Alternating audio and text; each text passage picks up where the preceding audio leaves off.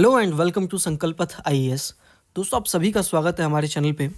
हम इकोनॉमी का प्रिपरेशन कर रहे हैं यूपीएससी सिविल सर्विसेज एग्ज़ाम 2026 के लिए मेनली, और हम इकोनॉमी प्रिपेयर कर रहे हैं मुरनाल पटेल सर का जो हैंड आउट है उससे।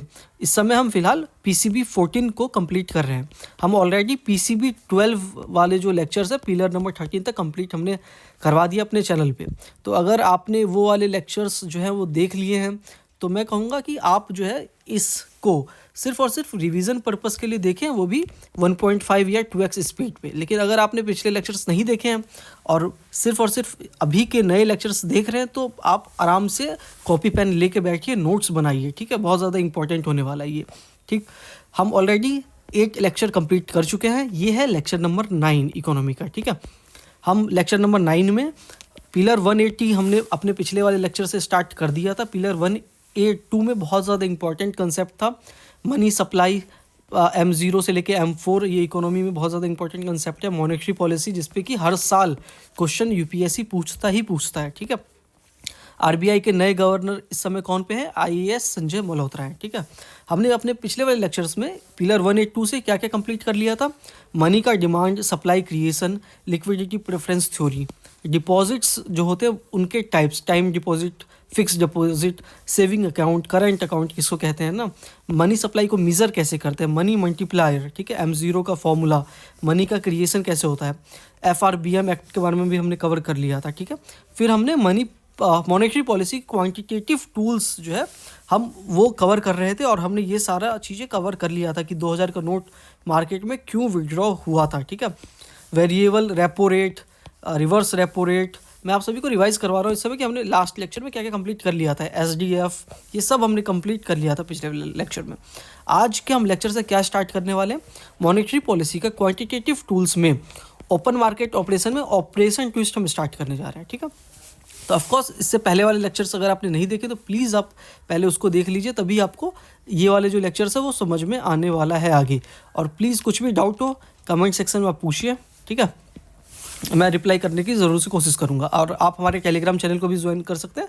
संकल्पथ आईएएस नाम से टेलीग्राम चैनल है, आपको लिंक डिस्क्रिप्शन बॉक्स में मिल जाएगा, ठीक है। स्टार्ट करते हैं ऑपरेशन ट्विस्ट से, ठीक। ऑपरेशन ट्विस्ट क्या होता है, ठीक। सबसे पहले समझते हैं सिक्योरिटी। सिक्योरिटी किसको कहते हैं हम? सिक्योरिटी एक तरह का सर्टिफिकेट या डॉक्यूमेंट होता है जो कि इंडिकेट करता है कि ये सिक्योरिटी का जो पेपर है जिस भी व्यक्ति के पास होगा वो एलिजिबल है कुछ सर्टेन अमाउंट ऑफ मनी पाने के लिए किसी पर्टिकुलर टाइम पे। समझ में आ गया आपको? सिक्योरिटी का पेपर जिस भी व्यक्ति के पास होगा वो एलिजिबल होगा कि उसको पैसे मिल जाएंगे किसी पर्टिकुलर टाइम पे, उसको हम सिक्योरिटी कहते हैं। अब ये सिक्योरिटी बहुत गवर्नमेंट का भी हो सकता है और कॉरपोरेट का भी हो सकता है। अगर तो यही सिक्योरिटी लेस देन 1 ईयर के लिए इशू किया गया है तो वो ट्रेजरी बिल या कैश मैनेजमेंट बिल कहते हैं, ठीक है, गवर्नमेंट की साइड से, ठीक है। गवर्नमेंट, आपने सुना होगा कि ट्रेजरी बिल इशू करती है, तो वो भी एक तरह का सिक्योरिटी होता है जो कि लेस देन 1 ईयर के लिए होता है। ये इंपॉर्टेंट है, आपको याद रखना है। लेस देन 1 ईयर, जिसको कि हम शॉर्ट टर्म कहते हैं, गवर्नमेंट साइड से अगर गवर्नमेंट इशू करती है वो होती है ट्रेजरी बिल या कैश मैनेजमेंट बिल, ठीक है। वहीं पे कॉर्पोरेट की बात करें, कॉर्पोरेट जो सिक्योरिटी लेस देन 1 ईयर के लिए इशू करता है उसको क्या कहते हैं हम? Bill of exchange, commercial paper या प्रोमिसनरी नोट कहते हैं, ठीक है। तो ये आपको ध्यान रखना है, लेस देन 1 ईयर के लिए। वहीं पे अगर हम बात करें 1 साल से ज़्यादा के लिए कोई सिक्योरिटी अगर इशू की जाए तो गवर्नमेंट उसको क्या कहती है? गवर्नमेंट सिक्योरिटी या सोवरन बॉन्ड। गवर्नमेंट सिक्योरिटी या sovereign bond more than 1 year के लिए होता है। वहीं पे कॉर्पोरेट जो है वो बॉन्ड्स या डिबेंचर इशू करती है, ठीक है। ये आपको याद रखना है, 1 साल से कम और 1 साल से ज़्यादा के लिए। अगर हम इंटरेस्ट रेट की बात करें तो किस सिक्योरिटी में ज़्यादा इंटरेस्ट रेट मिलता है? तो सीधी सी बात है कि जो कॉर्पोरेट वाले हैं वो ज़्यादा इंटरेस्ट रेट देते हैं। क्यों देते हैं ज़्यादा इंटरेस्ट रेट?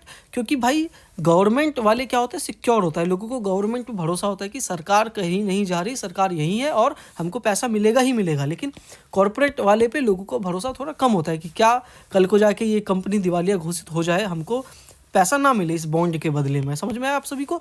वहीं पे अगर आप गवर्नमेंट की सिक्योरिटीज़ परचेज करते हो तो आपको भरोसा रहता है कि हाँ हमको पैसा मिल जाएगा, इस वजह से इंटरेस्ट रेट इनका क्या होता है? कम होता है। तो जहाँ पे भाई रिस्क ज़्यादा, वहाँ पे क्या होता है? इंटरेस्ट रेट ज़्यादा होता है, ठीक है। अब हम समझते हैं RDAG अकाउंट को। क्या होता है ये RDAG अकाउंट? देखो, आरबीआई ने 2021 में रिटेल डायरेक्ट स्कीम स्टार्ट किया। रिटेल डायरेक्ट स्कीम, इस स्कीम के तहत आरबीआई ने परमिशन दिया रिटेल डायरेक्ट ग्लिट का, रिटेल डायरेक्ट गिल्ट अकाउंट, जिसको कि हम आरडीजी अकाउंट कहते हैं, रिटेल इन्वेस्टर के लिए उसके ई कुबेर ऑनलाइन प्लेटफॉर्म पे। अब ये ई कुबेर ऑनलाइन प्लेटफॉर्म क्या है भाई? तो ई कुबेर ऑनलाइन प्लेटफॉर्म कुछ कुछ आप ऐसे समझो जैसे कि आप प्राइवेट वाले का एंजल ब्रोकिंग का आपने नाम सुना होगा, या जीरोधा, या इन सब कंपनीज का आपने नाम सुना होगा, जो कि जहाँ से आप अपना म्यूचुअल फंड या शेयर या बॉन्ड खरीद सकते हो ना। तो वैसे ही सरकारी तौर पे आरबीआई का खुद का ई कुबेर नाम का प्लेटफॉर्म है, ठीक है। वहाँ पे आरडीजी अकाउंट आप खुलवा सकते हो, वो भी ज़ीरो पैसे में। एप्लीकेशन फ़ीस इसका ज़ीरो है, फ्री ऑफ कॉस्ट आप अकाउंट खुलवा सकते हो। जैसे कि आप डीमैट अकाउंट, डीमैटेरियलाइज्ड अकाउंट खुलवाते हो इन सारे जीरोधा जैसे प्लेटफॉर्म पे, ठीक है, परचेज़ करने के लिए कोई भी चीज़ को, बॉन्ड वगैरह को। तो वैसे ही सरकारी जो गवर्नमेंट सिक्योरिटीज़ और ये ट्रेजरी बिल है, इसको आप कहाँ से परचेज़ कर सकते हो, सवाल ये आता है ना। तो भाई पहले ऐसा क्या होता था कि आपको ये परचेज़ करने के लिए इन्हीं जो प्राइवेट वाले जो एप्लीकेशंस है उनसे आप परचेज़ करते थे म्यूचुअल फंड के थ्रू इनडायरेक्टली, ठीक है। लेकिन अब आरबीआई ने क्या किया, ये परमिशन दे दिया कि डायरेक्टली जो है आप ये treasury bill, government securities, state government के जो डेवलपमेंट लोन होते हैं, सॉवरेन गोल्ड बॉन्ड होता है, वो सब परचेज़ कर सकते हो डायरेक्टली यहाँ, और हम और आप जैसे जो रिटेल इन्वेस्टर हैं वो परचेज़ कर सकते हैं, ठीक है भाई। एप्लीकेशन फ़ीस इसका आपको पता है ज़ीरो है। तो बेनिफिट क्या हुआ कि पहले हम इनडायरेक्टली तौर पे खरीदते थे, जिसमें से हमको क्या करना पड़ता था, कमीशन देना पड़ता था उन कंपनीज़ को। अब आप डायरेक्टली परचेज़ कर सकते हो, तो किसी भी तरीके का कमीशन आपको नहीं देना पड़ेगा। होपफुली आप सभी को आरडीजी अकाउंट समझ में आ गया होगा। अब हम समझते हैं बॉन्ड यील्ड। बॉन्ड यील्ड भी बहुत एक इम्पॉर्टेंट टॉपिक है, ठीक है। बॉन्ड यील्ड किसको कहते हैं? बॉन्ड यील्ड जो होता है वो प्रॉफिट होता है किसी इन्वेस्टर के लिए जो अर्न करता है बॉन्ड के इन्वेस्टमेंट पे। मान के चलो आप ए हो, आपने कोई बॉन्ड परचेज किया सरकारी गवर्नमेंट सिक्योरिटीज़, ठीक है। अब आप उस गवर्नमेंट सिक्योरिटीज़ को जब सेल करोगे तो आपको कुछ प्रॉफिट मिलेगा ना भाई, उस वो जो प्रॉफिट है उसी को क्या कहेंगे हम, बॉन्ड यील्ड कहेंगे, ठीक है। तो बॉन्ड यील्ड का एक फॉर्मूला होता है प्रॉफिट अपॉन में इन्वेस्टमेंट, ये आपको ध्यान रखना है, प्रॉफिट अपॉन में इन्वेस्टमेंट, ठीक है। अब जिन लोगों की भाई मैथ वीक है उनको बता दूं, प्रॉफिट का फॉर्मूला क्या होता है, सेलिंग प्राइस माइनस का कॉस्ट प्राइस, ठीक। वहीं पर प्रॉफिट परसेंटेज निकालना हो तो selling price minus cost price upon में कॉस्ट प्राइस मल्टीप्लाई बाय 100, ये होता है प्रॉफिट परसेंटेज निकालने का फॉर्मूला। आप कहोगे कि भाई ये फॉर्मूला क्यों बता रहा हूँ यहाँ पे मैं, तो आपको जो मैं आप समझाने वाला हूँ उसके लिए ज़रूरी था। अब समझो एग्जाम्पल के तौर पे कि श्रीलंकन गवर्नमेंट ने 100 रुपये का बॉन्ड इशू किया और उसने कहा कि हम 7% का इंटरेस्ट रेट देंगे। अब आपको ये ध्यान रखना है कि कोई भी सरकार या कोई भी व्यक्ति जब बॉन्ड इशू करता है ना, कोई भी कंपनी, उसमें ना एक टाइम पीरियड होता है कि 5 साल बाद जो है हम उसको बाई बैक कर लेंगे, ठीक है। मतलब हम उसको परचेज कर लेंगे इतने रुपए पे, ठीक है। तो जैसे मान के चलो 100 रुपये पे अगर सरकार ने इस समय इशू किया बॉन्ड को, ठीक है, तो वो बाई बैक जो उसका प्रॉमिस होगा कि मैं इसको मान के चलो 90 रुपये में ही परचेज कर लूँगा 5 साल बाद। तो ये जो 5 साल में आपका कितने रुपए का प्रॉफिट हुआ, 10 रुपये का प्रॉफिट हुआ। समझ में आप सभी को?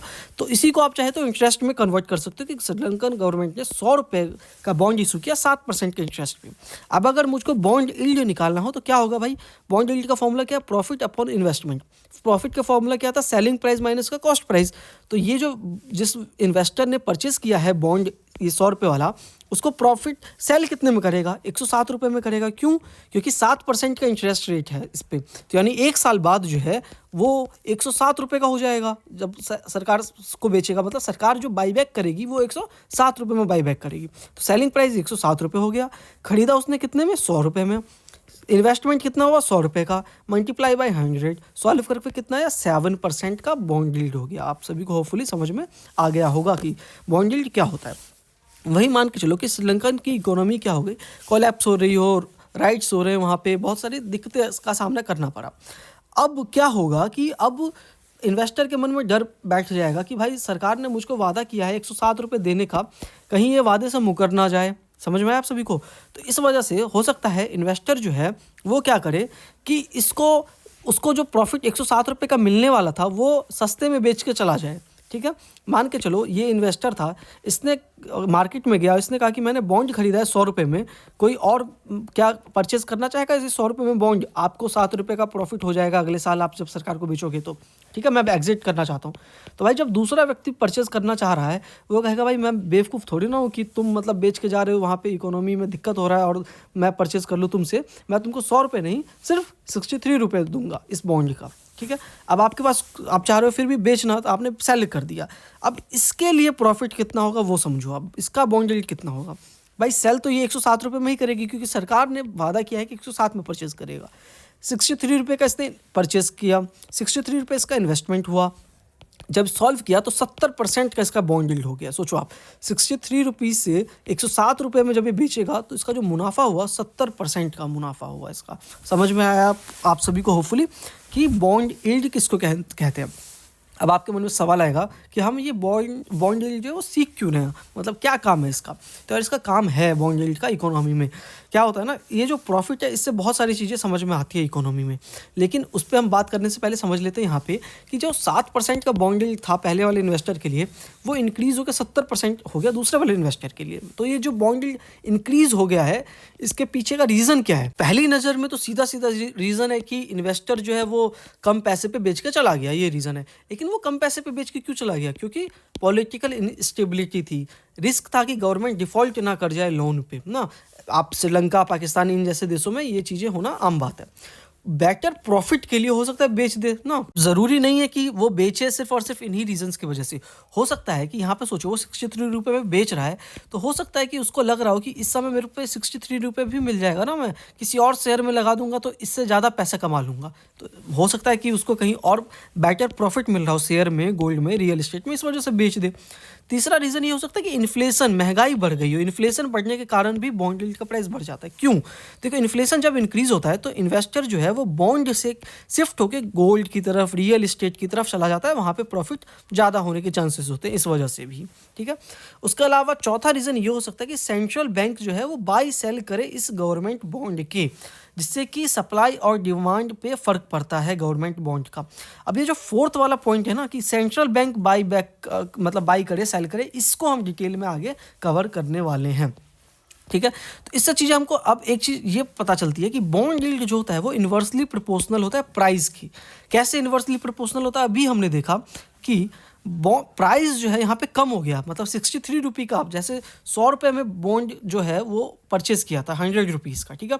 इस समय बॉन्ड का प्राइस हो गया 63 रुपये जब इसने सेल किया, तो हमने देखा कि बॉन्ड का जो प्राइस है वो क्या हो गया, कम हो गया यहाँ पे। तो जब प्राइस बढ़ गया, कम हो गया, तो हमने क्या देखा यहाँ पे कि जो बॉन्ड यील्ड है वो 70% हो गया, यानी कि बॉन्ड यील्ड प्रॉफिट जो है वो इंक्रीज़ हो गया। तो हमको यहाँ पे ये चीज़ समझ में आया कि बॉन्ड यील्ड जो है वो इन्वर्सली प्रोपोर्शनल होता है प्राइस की, कि प्राइस अगर घटेगा तो बॉन्ड यील्ड इंक्रीज़ होगा, बॉन्ड यील्ड अगर तो प्राइस इंक्रीज़ हो गया तो बॉन्ड यील्ड क्या हो जाएगा, घट जाएगा। अगर मैंने कहा कि प्राइस बढ़ गया तो बॉन्ड यील्ड कैसे घट जाएगा, उसको हम समझ लेते हैं। देखो यहाँ पे मान के चलो 108 रुपये में जो है मतलब बेचने वाला था उसको, ठीक है, और 100 रुपये का उसने इन्वेस्टमेंट किया, 8% का बॉन्ड यील्ड था। अब यहाँ पे देखो कि जो उसने बेचा वो 90 रुपये में बेचा। कितने में बेचा? 90 रुपये में बेचा। अब 108 रुपये तो सरकार को बेचना ही था, तो यहाँ पे आप देखोगे तो 20% का प्रॉफिट हुआ। 63 रुपीज़ में बेचा था तो 70% का, 90 रुपये में बेचा दूसरे इन्वेस्टर को तो 20% का प्रॉफिट हुआ। यहाँ पे आपने देखा कि बॉन्ड यील्ड क्या हो गया, कम हो गया। वहीं पे अगर एक बात सोचो आप, सिंपल सा एक मैथ हम करते हैं, ठीक है, यहाँ पे, और आप सभी मेरे साथ कैलकुलेट करना, ठीक है। आप सभी के सामने ये करके दिखाता हूँ, टाइम लगेगा लेकिन आपको अच्छे से समझ में आ जाएगा।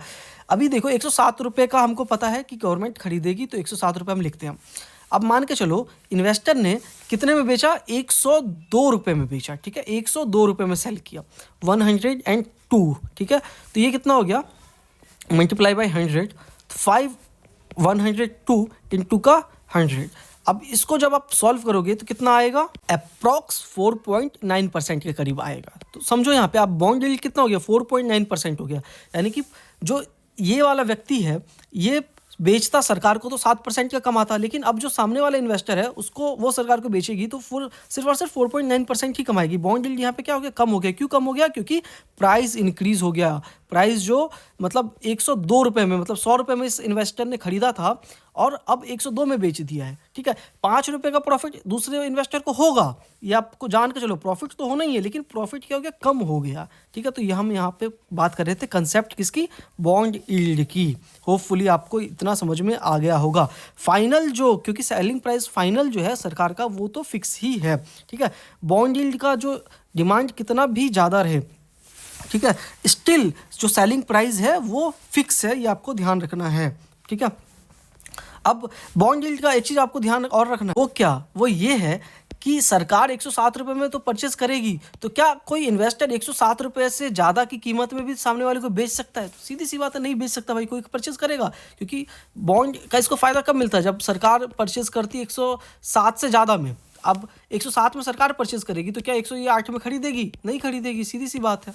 तो ये आपको ध्यान रखना है, तब तो बॉन्ड यील्ड क्या हो जाएगा, नेगेटिव हो जाएगा, और ऐसा पॉसिबल नहीं है। अब हम समझते हैं दूसरे फैक्टर जो कि बॉन्ड यील्ड को अफेक्ट करते हैं। देखो, अगर तो इकोनॉमी बूम कर रहा है, कंपनीज अच्छा प्रॉफिट कमा रही हैं, तो इन्वेस्टर क्या करेंगे, सेल कर सकते हैं अपने बॉन्ड को कम प्राइस पे भी। क्यों? क्योंकि भाई उनको शेयर में परचेस करना हो, क्योंकि भाई इकोनॉमी बूम कर रही है तो शेयर के प्राइसेस ज़्यादा बढ़ रहे होंगे, उनको वहाँ पे ज़्यादा प्रॉफिट मिलेगा। तो इकोनॉमी बढ़ने से बॉन्ड यील्ड क्या हो जाता है, कम हो जाता है। ये आपको मतलब यहाँ पे, और प्राइस कम हो जाता है, इकोनॉमी बढ़ेगा तो प्राइस कम हो जाएगा और बॉन्ड यील्ड इंक्रीज हो जाएगा। समझ में आया आप सभी को? इकोनॉमी बूम करेगा, सेलिंग प्राइस बॉन्ड का कम हो जाएगा तो यील्ड इंक्रीज हो जाएगा।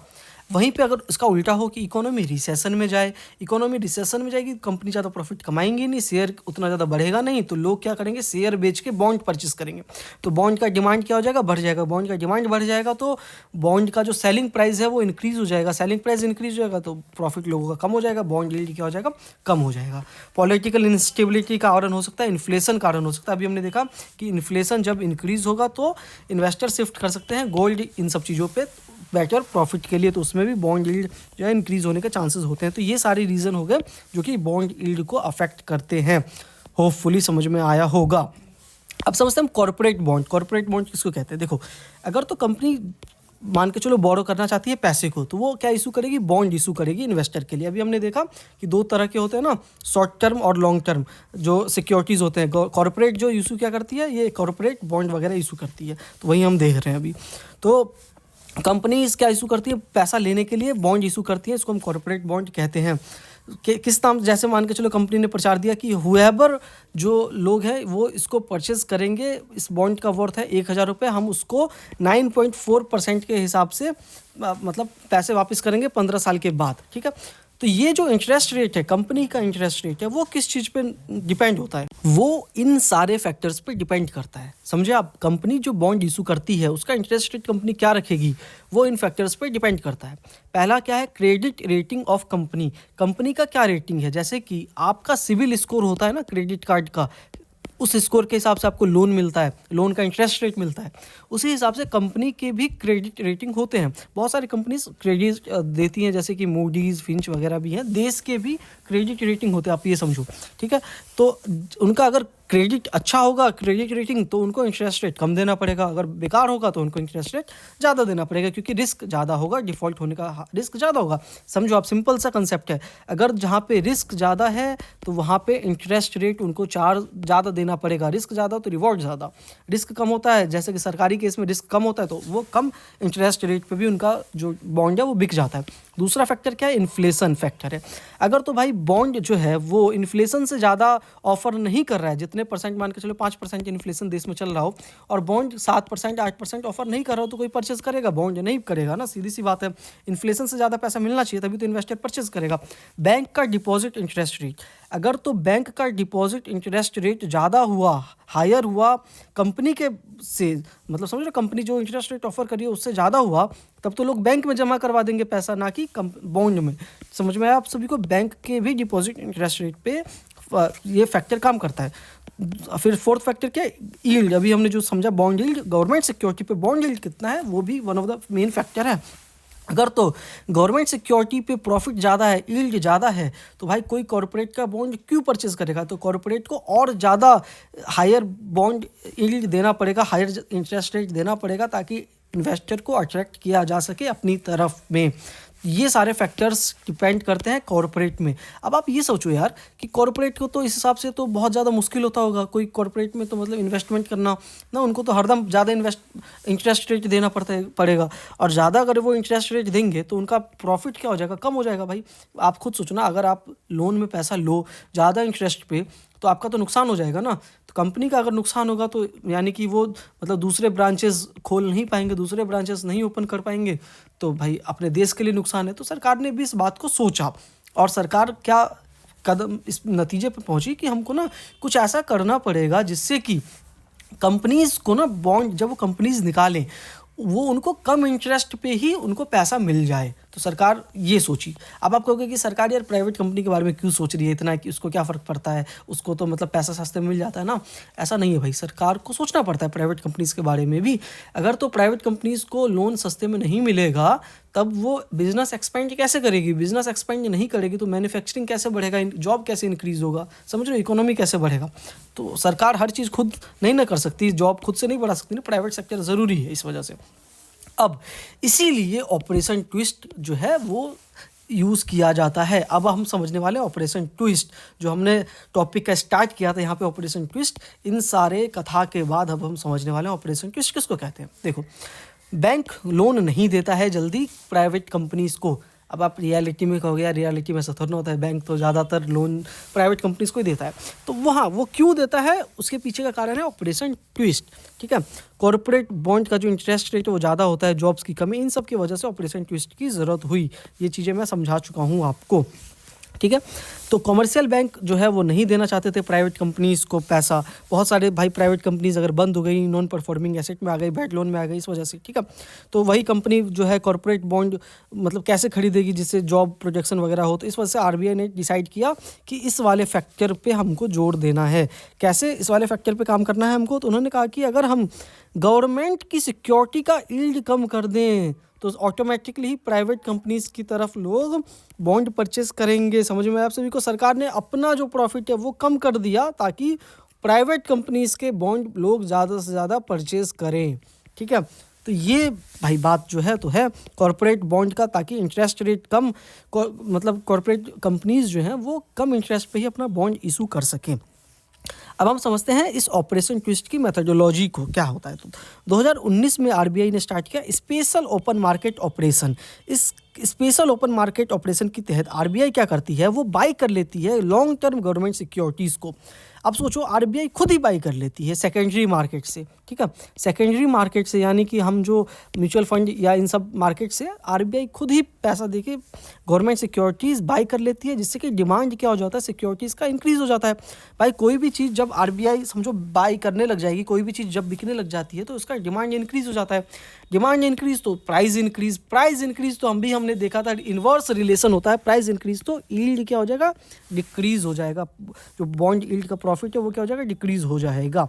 इसी आप देखोगे 10 साल का जो गवर्नमेंट सिक्योरिटी का यील्ड है वो 6.75% से 6.60% हो गया, मतलब थोड़ा बहुत कम हो गया बॉन्ड यील्ड, और यही थोड़ा बहुत ज़्यादा होता है। ठीक है, अब लोअर गवर्नमेंट सिक्योरिटी यील्ड का क्या मतलब है? इसका मतलब ये है कि प्राइवेट सेक्टर कंपनीज जो हैं उनको सस्ते में लोन मिल जाएगा। अब वो जो अपना मतलब बॉन्ड इशू करेंगी उनको चीपर इंटरेस्ट रेट पे भी पैसा मिल जाएगा। ठीक है, उसके अलावा मतलब वो जो है बैंक से भी नेगोशिएट कर सकती हैं कि भाई अब जो है तुम हमको कम पैसे में ही मतलब कम इंटरेस्ट रेट पे ही लोन दो। ठीक है, नहीं तो मैं अपना कॉर्पोरेट बॉन्ड इशू कर लूँगा। ठीक है, उसके अलावा सरकार के लिए क्या हो जाता है, चीपर बोरोविंग हो जाता है। कहोगे कि सरकार के लिए चीपर बोरोविंग क्यों हो जाता है? इसमें तो ऐसा लिखा हुआ है कि भाई वीडियो में देख लो, लेकिन मैं आपको बता रहा हूँ क्यों हो जाता है चीपर बोरोविंग सरकार के लिए। अभी हमने देखा, देखो अभी मान के चलो कि सरकार को 107 रुपये में क्या करना पड़ता, मतलब देना पड़ता। मान के चलो 5 साल बाद अभी सरकार ने 100 रुपये का बॉन्ड इशू किया और कहा कि 5 साल बाद मैं 107 में परचेज करूंगा। ठीक है, सरकार ने ये कहा। लेकिन इस ऑपरेशन ट्विस्ट के जरिए आरबीआई ने क्या किया, दूसरे साल पे ही या तीसरे साल पे इस 100 रुपये का सामान को मान के चलो 101 या 102 में परचेज कर लिया। ठीक है, तो ये जो सरकार को, अब तो आरबीआई सरकार की ही है, तो 107 रुपये में जो उसको बाद में देना पड़ता किसी को, अब वो किसको देना पड़ेगा, आरबीआई को ही देना पड़ेगा। मतलब सरकार का पैसा सरकार के पास ही रहेगा। समझ रहे हो आप? इस वजह से चीपर बोरोविंग हो जाता है सरकार के लिए भी। समझ में आया हो सकता है आपको। अगला, जो लॉन्ग टर्म में आप देखोगे इन्वेस्टर जो है वो गवर्नमेंट सिक्योरिटीज़ परचेज नहीं करना चाहेंगे। क्यों? क्योंकि लॉन्ग टर्म का जो गवर्नमेंट सिक्योरिटी है अच्छा वो सोचेंगे कि यार प्राइवेट कॉर्पोरेट बॉन्ड में लगा देता हूँ, वहाँ पे ज़्यादा पैसे मिल जाएंगे। ठीक है, तो इस वजह से वो क्या करेंगे, वो अपना जो है अपना गवर्नमेंट सिक्योरिटीज़ बेचने की कोशिश करेंगे, और बेचने की कोशिश करेंगे आरबीआई जो है परचेज कर लेगा। अब परचेज कर लेगा तो उसके बाद सीधी सी बात है कॉर्पोरेट बॉन्ड ये सब जो में लोग ज़्यादा पैसा लगाएंगे, इससे कंजप्शन इंक्रीज़ होगा, इकोनॉमी ग्रो होगा। समझ में आया आप सभी को?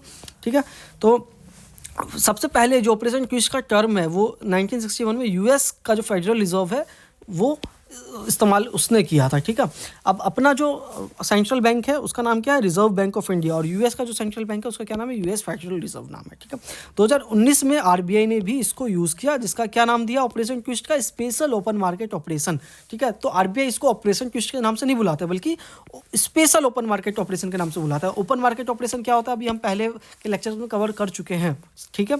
और ऑपरेशन ट्विस्ट को स्पेशल ओपन मार्केट ऑपरेशन, जिसमें कि सेंट्रल बैंक जो है यानी कि अपनी आरबीआई है, साइमल्टेनियसली बाई भी करती है, सेल भी करती है गवर्नमेंट सिक्योरिटीज़ को, उस वेरियंट जो मैच्योरिटीज़ होती है, मतलब अलग अलग मैच्योरिटीज़ पे, ताकि जो गवर्नमेंट का ये जो बॉन्ड यील्ड है उसको एडजस्ट किया जा सके। समझ रहे हो आप, आरबीआई ये खेल खेलती है भाई, बाई भी कर लेगी, बेच भी देगी, ताकि ये जो पूरा बॉन्ड यील्ड का जो झंझट है उसको कम ज़्यादा आरबीआई अपने हिसाब से कर सके, ठीक। जब आरबीआई को लगता है कि भाई कंपनीज़ के लिए इस समय लोन लेना महंगा हो रहा है, तो आरबीआई परचेज कर लेती है ताकि बॉन्ड यील्ड बढ़ जाए, कंपनीज में लोग इन्वेस्ट करना चालू कर दें, ठीक है। फैक्ट्री का एक्सपेंशन होगा, जॉब, जीडीपी ग्रोथ, ये सब बढ़ेगा। ऑब्जेक्टिव क्या ऑपरेशन ट्विस्ट का, ताकि बोरोविंग जो है चीपर हो जाए कंपनीज़ के लिए और गवर्नमेंट के लिए भी। तो ये चीज़ आपको ध्यान रखना है, कम बोरोविंग क्या हो जाए, चीपर हो जाए, ये ऑब्जेक्टिव है ऑपरेशन ट्विस्ट का।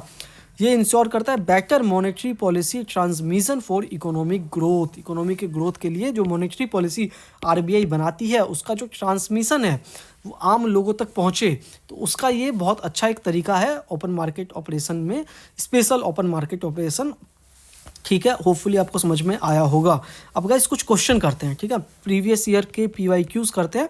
इस वाले लेक्चर में more than 10 to 12 PYQ solve करने वाले हैं, तो होपफुली आप सभी लास्ट तक बने रहोगे, अच्छे से समझोगे और प्लीज़ कमेंट कीजिएगा। तो मैं क्वेश्चन रीड कर रहा हूँ, आप भी साथ साथ इसको ध्यान से पढ़िए, देखिए, चाहे तो वीडियो पॉज कर लीजिए और खुद से आंसर करने की कोशिश कीजिए। ये यूपीएससी प्रीलिम्स 2021 में पूछा गया क्वेश्चन है। क्वेश्चन क्या है कि Indian government bond yield are influenced by which of the following. Indian government का जो बॉन्ड यील्ड है वो इनमें से किस चीज़ के द्वारा इन्फ्लुएंस किया जाता है। Action of the United state federal reserve, action of the reserve bank of India, inflation and short term interest rate, ठीक है। ये यहाँ पे 3 ऑप्शन दे रखे हैं, आपको इनमें से बताना है कि क्या करेक्ट आंसर है। वीडियो पॉज करके प्लीज़ आंसर करने की कोशिश आप कीजिए, तो मैं आपको करेक्ट आंसर बताता हूँ क्या होगा इसमें। पहला वाला जो स्टेटमेंट है कि यूनाइटेड स्टेट का जो फेडरल रिजर्व वो कुछ एक्शन लेता है, उससे क्या अपने देश का जो बॉन्ड यील्ड है गवर्नमेंट का वो अफेक्ट होगा, इन्फ्लुएंस होगा। तो इसका आंसर है बिल्कुल, यूनाइटेड स्टेट का फेडरल रिजर्व है उससे अफेक्ट पड़ता है। वो आप बोलोगे कैसे पड़ता है, तो शॉर्ट में आपको इतना बता दूँ कि यूनाइटेड स्टेट वाले चाहें वो अपना क्या कर सकते हैं, इंटरेस्ट रेट वहाँ पे बैंक में मान के चलो उन्होंने कम, मतलब कम इंटरेस्ट रेट पे लोन देने लग गए, तो ज़्यादा से ज़्यादा लोग वहाँ पे लोन ले लेंगे और अपने शेयर मार्केट में इन्वेस्ट कर लेंगे। अपने शेयर मार्केट में इन्वेस्ट करेंगे तो अपने शेयर मार्केट में बूम आ जाएगा, उससे बॉन्ड यील्ड पे अफेक्ट पड़ेगा, ठीक है। शॉर्ट में मैंने बता दिया, बाकी हम आगे देखने वाले हैं कैसे। अपने रिजर्व बैंक ऑफ इंडिया के एक्शन पे तो ऑफकोर्स अभी हमने देखा कि ऑपरेशन ट्विस्ट के जरिए रिजर्व बैंक ऑफ इंडिया के एक्शन से बॉन्ड यील्ड अफेक्ट होता है। तीसरा इन्फ्लेशन या शॉर्ट टर्म इंटरेस्ट रेट, अभी हमने ऊपर देखा था कि इन्फ्लेशन से भी बॉन्ड यील्ड कम या ज़्यादा होता है। तो यानी तीनों स्टेटमेंट सही हैं, जिसका आंसर 1 2 3 है। बहुत बहुत बधाई हो आपको, कॉन्ग्रेचुलेसन। अगला क्वेश्चन देखते हैं, प्री 2013 में ये क्वेश्चन पूछा गया। क्या क्वेश्चन है, ध्यान से देखें। क्वेश्चन है open market operation refers to, open market operation किसको हम कहते हैं, borrowing by bank from the RBI, lending by commercial bank to industry and trade, purchase and sale of government securities by the RBI, या none of the above. इसमें से क्या है operation, open market operation. देखो open market operation जो था अभी हमने देखा था पहले वाले लेक्चर्स में, क्या आरबीआई जो बोरो करता है वो था, नहीं। क्या जो कमर्शियल बैंक है वो लोन लैंड करती है इंडस्ट्री को, ट्रेड को, क्या वो था, नहीं। Purchase and sale of government securities by the RBI, RBI क्या करती है, गवर्नमेंट सिक्योरिटीज़ का परचेज और सेल करती है, वो था ओपन मार्केट ऑपरेशन। तो सी वाला करेक्ट आंसर है, मैच कर लीजिए आप सभी। प्री 2012 का अगला क्वेश्चन पूछा गया यहाँ पे, which would result in an increase in money supply in economy. Money supply पे क्वेश्चन है गाइस, मनी सप्लाई इकोनॉमी का वो कंसेप्ट जो मैंने आपको बहुत अच्छे से समझाया हुआ है, बहुत इंपॉर्टेंट कंसेप्ट है। तो मनी सप्लाई किस इनमें से किस चीज़ की वजह से इंक्रीज हो जाएगा, वो क्वेश्चन है। देखो यहाँ पे आप देखोगे पहला जो स्टेटमेंट है कि purchase of government securities from the public by the central bank, मतलब सेंट्रल बैंक द्वारा गवर्नमेंट सिक्योरिटीज़ जो परचेज कर लिया जाता है, क्या उससे मनी सप्लाई इंक्रीज होगा। Deposit of currency in commercial bank by the public, borrowing by the government from the central bank. Fourth, sale of government securities to the public by the central government. बहुत ज़्यादा important question है, hopefully आप सभी ने video pause करके answer दिया हो। मैं आप सभी को अब इसका आंसर बताता हूँ। देखो, मनी सप्लाई इंक्रीज़ करना है। मनी सप्लाई का मतलब है कि लोगों के हाथ में ज़्यादा से ज़्यादा पैसा हो, वो इंक्रीज़ करना है हमको। अब पहला स्टेटमेंट ये कह रहा है कि जो सेंट्रल बैंक है यानी अपनी आरबीआई है, वो गवर्नमेंट सिक्योरिटीज़ को परचेज़ कर ले। क्या उससे मनी सप्लाई बढ़ेगा? तो यार बिल्कुल इंक्रीज़ होगा। देखो, जब गवर्नमेंट सिक्योरिटीज़ को आरबीआई परचेस कर लेगा, तो गवर्नमेंट सिक्योरिटीज़ परचेस करने के बदले आरबीआई लोगों के हाथ में क्या देगा? पैसा देगा, तभी तो परचेस करेगा कोई चीज़। जब आप परचेस करते हो, कब परचेस करते हो? जब आप उसके बदले में पैसा देते हो। तो आरबीआई जब पैसा देगा तो सीधी सी बात है, मनी सप्लाई इंक्रीज़ हो जाएगी। अगला क्वेश्चन, अगला statement, deposit of currency in commercial bank by the public. मतलब लोग जो हैं वो पैसे को जमा करें किसमें? कॉमर्शियल बैंक में। लोग जब पैसे को कॉमर्शियल बैंक में जमा करेंगे, क्या उससे मनी सप्लाई इंक्रीज़ होगा या नहीं होगा? तो यार देखो, हमने जब मनी सप्लाई के कंसेप्ट पढ़ा था, हमने कहा था कि लोग ज़्यादा से ज़्यादा डिपॉजिट करें, उसके बाद बैंक लोन में देगा लोगों को पैसे, फिर पब्लिक लोन लेगी, फिर डिपॉजिट करेगी, उससे लोन डिपॉजिट करके पैसा मनी सप्लाई इंक्रीज़ होता है। लेकिन सिर्फ और सिर्फ डिपॉजिट करने से मनी सप्लाई इंक्रीज़ नहीं होता है। आगे फिर हो सकता है कोई लोन ले ही ना, तो मनी सप्लाई सिर्फ और सिर्फ डिपॉजिट से ही इंक्रीज़ नहीं होता है। आपको ये ध्यान रखना है। तीसरा statement, borrowing by the government from the central bank. Central bank जो है वो पैसा बोरो करती है, गवर्नमेंट पैसा बोरो करती है सेंट्रल बैंक से। तो यार सरकार जब आरबीआई से पैसा बोरो किया, वो किस लिए बोरो किया? स्कीम्स में पैसा लोगों तक पहुंचाने के लिए। तो उससे भी बात है कि मनी सप्लाई इंक्रीज़ होगा। फोर्थ स्टेटमेंट, गवर्नमेंट सिक्योरिटीज़ का सेल पब्लिक को सेंट्रल बैंक के द्वारा नहीं। भाई, अभी हमने पहला वाला स्टेटमेंट और फोर्थ वाला तो बिल्कुल अपोजिट है। अगर तो गवर्नमेंट सिक्योरिटीज़ का सेल करेगी तो उसके बदले में पैसा सक कर लेगी, ले लेगी आरबीआई। तो भाई इससे तो मनी सप्लाई कम हो जाएगा। यहाँ पे फर्स्ट और थर्ड वाला जो स्टेटमेंट है वो करेक्ट है। जिनका ये करेक्ट है, बहुत बहुत बधाई। ठीक है, 2015 में क्वेश्चन प्री में पूछा गया। यहाँ पे मैंने पहले से ही लकी लगा रखा है, फिर भी आप देख लीजिए। Which one of them is a part of monetary policy के पार्ट कौन कौन से हैं? मॉनेटरी पॉलिसी का बैंक रेट यानी कि रेपो रेट पार्ट है, बिल्कुल है। अगला ओपन मार्केट ऑपरेशन भी है। पब्लिक डेप्ट, पब्लिक रिवेन्यू, ये सब पार्ट नहीं है मॉनेटरी पॉलिसी के। First and second statement correct है। इजी क्वेश्चंस गाइस थे। अब आप कहोगे कि जिसका सॉल्व नहीं हो पाएगा वो कहेगा इजी नहीं था, लेकिन अगर आप ध्यान से इसी लेक्चर को एक दो बार करोगे तो आप होपफुली आंसर देने के काबिल हो जाओगे इसके। ठीक है, अब हम बात करने वाले हैं, आगे समझने वाले हैं कि इस चार्ट को ध्यान से देखिए। ठीक है, सेकेंडरी मार्केट में आरबीआई क्या करता है? सेकेंडरी मार्केट में आरबीआई जो है गवर्नमेंट सिक्योरिटीज़ परचेज कर ले अगर फिक्स टाइम टेबल के साथ, तो उसको क्या कहते हैं? जी सैप कहते हैं। क्या कहते हैं हम? जी सैप। आपको ये ध्यान रखना है, GSAP। ठीक है, इसमें क्या होता है कि गवर्नमेंट मतलब आरबीआई जो है वो बाई कर लेती है गवर्नमेंट सिक्योरिटीज़ को, यानी फिक्स टाइम टेबल देती है। जी सैप आपको ध्यान रखना है। सेकेंडरी मार्केट में आरबीआई अगर बाई सेल करे गवर्नमेंट सिक्योरिटीज़ को यील्ड के मैनिपुलेशन के लिए, बॉन्ड यील्ड के मैनिपुलेशन के लिए, तो उसको हम क्या कहेंगे? ऑपरेशन ट्विस्ट, जिसको कि अभी हमने कंप्लीट किया है। ये क्यों करती है आरबीआई? ताकि जो सरकारी और कंपनीज़ और सरकार मतलब प्राइवेट कंपनीज़ के लिए जो बोरोविंग है वो ईजी हो जाए, चीपर हो जाए। तीसरा, बाई सेल करती है गवर्नमेंट सिक्योरिटीज़ को नॉन फिक्स टाइम टेबल पे, यानी फिक्स कोई भी टाइम टेबल नहीं है तो उसको हम ओपन मार्केट ऑपरेशन कहते हैं। इसमें कंफ्यूज बिल्कुल नहीं होना है, याद कर लीजिए, ध्यान से समझ लीजिए आप सभी। इन तीनों टर्म में आपको कोई भी कंफ्यूजन नहीं होना चाहिए, operation twist, open market operation और गवर्नमेंट जी सैप के बारे में। ठीक है, जी सैप क्या होता है? फिक्स टाइम टेबल पे जब बाई करती है, आपको मैं बार बार बोल रहा हूँ, जब बाई करती है, यहाँ पे सेल नहीं लिखा है, तो जी सैप। बाई सेल दोनों करेगी यील्ड के मैनिपुलेशन के लिए, तो वो होगा ऑपरेशन ट्विस्ट, जिसको हमने स्पेशल ओपन मार्केट ऑपरेशन कहा था। बाई सेल करेगी गवर्नमेंट सिक्योरिटीज़ को किसी फिक्स टाइम टेबल पे नहीं, तो उसको हम क्या कहेंगे? Open market operation. ये किस लिए करती है? इन्फ्लेशन और डिफ्लेशन से लड़ने के लिए करती है आरबीआई। होपफुली आपको इन तीनों टर्म के बीच में फ़र्क समझ में आ गया होगा। तो अभी हम जी सैप के बारे में डिटेल में कवर करने वाले हैं। जी सैप जो पहला भी हमने देखा है। ठीक है, फिर कह रहा हूँ आपको ये हरदम ध्यान रखना कि जी सैप में हरदम आरबीआई बाई करती है। जी सैप का फुल फॉर्म क्या है? जी सैप का फुल फॉर्म है गवर्नमेंट सिक्योरिटी एक्विजिशन प्रोग्राम। ये इसका फुल फॉर्म है, गवर्नमेंट सिक्योरिटी एक्विजिशन प्रोग्राम।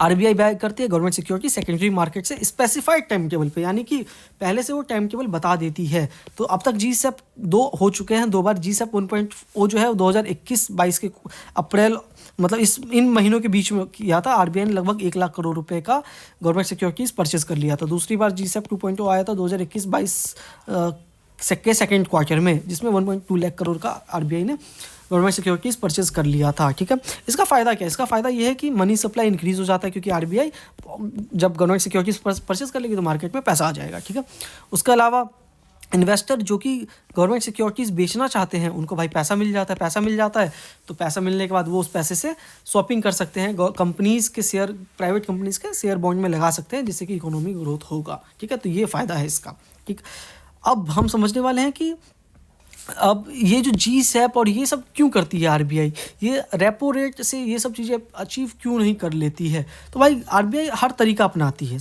अब समझो, इसका रेपो रेट डिक्रीज़ करने का भी एक लिमिट है। आरबीआई ना रेपो रेट को ज़्यादा ही डिक्रीज़ कर देगी ना, तो उससे क्या हो जाएगा, इन्फ्लेशन बढ़ जाएगा, महंगाई बढ़ जाएगी। रेपो रेट क्या था, मैं आपको बता देता हूँ। रेपो रेट था कि एक तरह का इंटरेस्ट रेट जो कि आरबीआई चार्ज करती है जब वो लोन देती थी शॉर्ट टर्म के लिए बैंक्स को। ठीक है, तो वो था रेपो रेट। जब रेपो रेट कम कर दे, यानी कि इंटरेस्ट रेट मतलब कम इंटरेस्ट पे ही लोन देने लग जाए, तो बैंक क्या करेंगे, बहुत ज़्यादा लोन ले लेंगे। बहुत ज़्यादा लोन ले लेंगे तो बहुत ज़्यादा पब्लिक में लोन बांटेंगे। पब्लिक में जब बहुत ज़्यादा लोन बांटेंगे तो पब्लिक के हाथ में जो मनी है वो इंक्रीज़ हो जाएगा। मनी इंक्रीज़ हो जाएगा तो इन्फ्लेशन भी बढ़ जाएगा। इन्फ्लेशन का कंसेप्ट आपको ध्यान रखना है गाइज। इन्फ्लेशन होने का सबसे बड़ा सिंगल रीज़न क्या है, लोगों के हाथ में पैसा होना। जब आपके हाथ में पैसा होगा तो इन्फ्लेशन बढ़ेगा ही बढ़ेगा। अगर तो इन्फ्लेशन कम करना है तो लोगों के हाथ से पैसा ले लो, इन्फ्लेशन अपने आप कम हो जाएगा। ठीक है, दूसरा रेपो रेट इस वजह से नहीं डिक्रीज़ कर सकती, ताकि ज़्यादा ही डिक्रीज़ कर देगी तो जो डिपॉजिट इंटरेस्ट रेट बैंक देती है सेविंग अकाउंट पे, वो भी कम कर देगी बैंक। बैंक क्या कहेगी, बैंक कहेगी कि भाई मैं तुमको 5% 3% क्यों दूँ इंटरेस्ट रेट, जब मेरे को आरबीआई मतलब उससे भी कम में रेपो रेट पे पैसा दे रहा है। समझ में आएगा? तो इससे मिडिल क्लास लोगों को क्या हो सकता है, दिक्कत हो सकता है। इस वजह से रेपो रेट आरबीआई ज़्यादा डिक्रीज़ नहीं करती है, ये आपको ध्यान रखना है। ना ज़्यादा इंक्रीज़ करती है, ज़्यादा इंक्रीज़ कर देगी तो इन्फ्लेशन की जगह बाकी प्रॉब्लम आने लग जाएंगी। समझ में आपको? जीसैप समझते हैं हम। जीसैप, अच्छा आप समझते क्या है, ये तो मैंने आपको बता ही दिया। इसमें बार बार एक चीज़ दी गई है ताकि आपको याद हो जाए ना, इसीलिए मैं बार बार एक चीज़ को रिपीट भी करवा रहा हूँ। टाइम ज़्यादा ले रहा है लेकिन आपको ये अच्छे से याद हो जाएगा। जीसैप क्या था, आरबीआई बाय करता है गवर्नमेंट सिक्योरिटीज़ को ताकि मनी सप्लाई इंक्रीज हो जाए। ओपन मार्केट ऑपरेशन क्या था, आरबीआई बाय सेल करता है इन्फ्लेशन डिफ्लेशन को निपटने के लिए, और इसका कोई टाइम टेबल एडवांस में नहीं बताता है। ऑपरेशन ट्विस्ट क्या था, आरबीआई बाय सेल करता है गवर्नमेंट सिक्योरिटीज़ को, जो गवर्नमेंट सिक्योरिटीज़ का जो बॉन्ड यील्ड होता है उसको रिड्यूस करने के लिए। ठीक है, ये आपको इन तीनों में फ़र्क समझ में आ गया होगा। अब हम समझते हैं मॉनेटरी पॉलिसी का क्वालिटेटिव टूल। अभी तक हमने क्वांटिटेटिव टूल को समझा था, जिसमें कि हमने repo rate, CRR, SLR, SDF, MSF, उसके अलावा operation twist, open market operation, ये सब चीज़ें क्या थी, क्वांटिटेटिव टूल्स में, जिसमें कि नंबर्स में, क्वांटिटी में बात की जाती थी। अब हम समझने वाले हैं क्वालिटेटिव टूल। क्वालिटेटिव टूल में ना पता है किस चीज़ पे बात हो जाएगी, लोन के डिस्ट्रीब्यूशन में पर्टिकुलर सेक्टर ऑफ इकोनॉमी में। समझो, क्वांटिटेटिव टूल बात करता था वॉल्यूम ऑफ लोन्स की, कितना कितना। ठीक है, क्वालिटेटिव टूल बात करता है distribution of loan particular sector पे, कितना, लेकिन किसी पर्टिकुलर सेक्टर पे। क्या क्वांटिटेटिव टूल में कोई पर्टिकुलर सेक्टर पे बात की जाती थी कि एग्रीकल्चर सेक्टर पे, लेबर सेक्टर पे? नहीं, लेकिन क्वालिटेटिव टूल में इन सब पे बात की जाएगी। क्वालिटेटिव टूल और क्वांटिटेटिव टूल में क्या फ़र्क होता है आपको पता होना चाहिए। क्वालिटेटिव टूल जो होता है वो सेलेक्टिव होता है, किसी पर्टिकुलर सेक्टर के लिए होता है सेलेक्टिव, और डायरेक्ट होता है, डायरेक्ट उस किसी पर्टिकुलर सेक्टर के लिए होता है। तो अभी हम समझने वाले हैं क्वालिटेटिव टूल, जिसमें कि सबसे पहले हम समझने वाले हैं मॉरल सुएसन किसको कहते हैं, मॉरल सुएसन और पब्लिसिटी, ये हम किसको कहते हैं। देखो, मॉरल सुएसन का मतलब होता है परसुएसन, अप्लाइंग परसुएसन, यानी कि आरबीआई क्या करता है, आरबीआई गवर्नर बहुत सारे टैक्टिक लगाता है ताकि मतलब जो बहुत सारे बैंक हैं या इन सबको, उनको थोड़ा प्रेशराइज कर सके कि भाई तुम जो है ना लोन बांटो इन सेक्टर्स को। ठीक है, मतलब गरीबों को भी लोन दो आप, तुम मतलब बैंक वाले गरीबों को लोन ही ना दे, सोचो अमीरों को पैसे वाले को ही लोन देते रहे, तो उससे अपनी इकोनॉमी थोड़ी ना इंक्रीज़ होगी।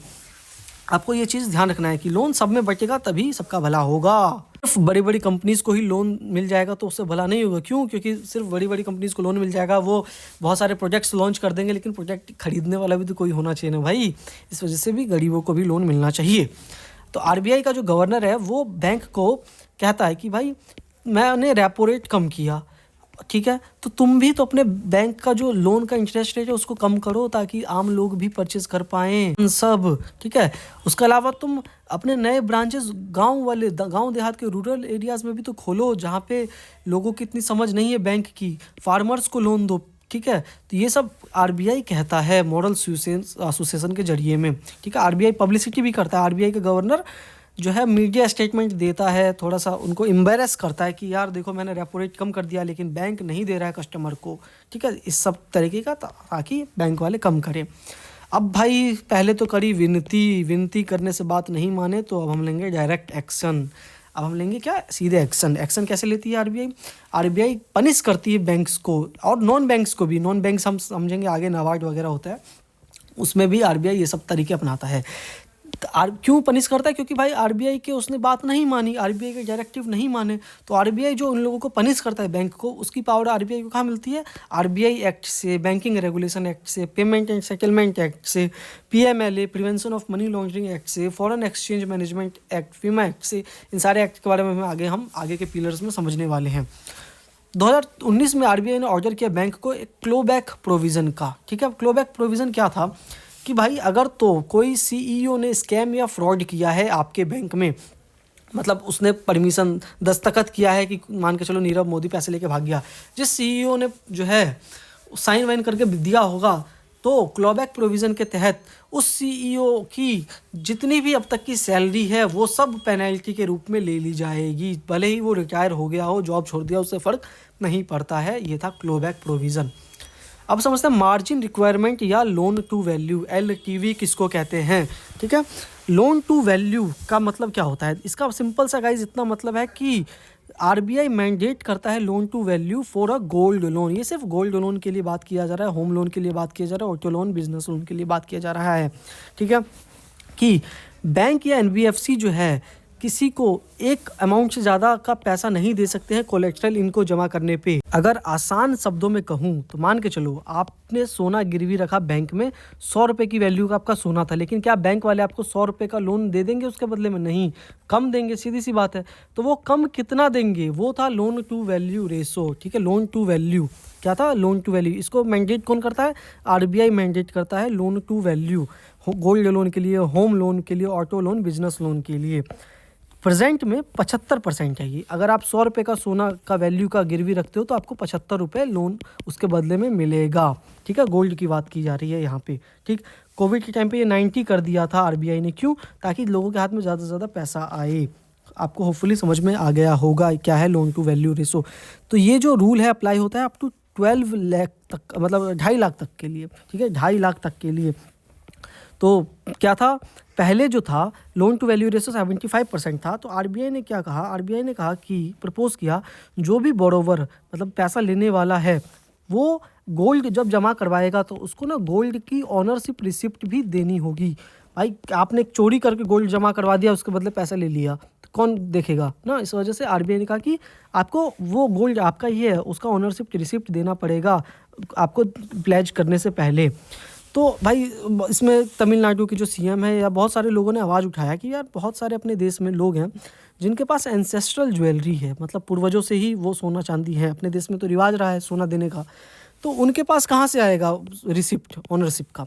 तो फिर इस वजह से जो 2025 में रिफॉर्म लिया गया जिसमें अपनी फाइनेंस मिनिस्ट्री ने कहा कि अच्छा 2.5 लाख तक का जो गोल्ड लोन है अगर आप उतने अमाउंट तक लोगे तो आपको ये जो रिसिप्ट है वो मतलब जमा करने की ज़रूरत नहीं है। लेकिन अगर आप 2.5 लाख से ज़्यादा वाला गोल्ड लोन मतलब जमा करके पैसा लोगे तब आपको जो है भाई कम से कम कुछ तो प्रूफ देना पड़ेगा कि ये आपका ही गोल्ड है, ठीक है।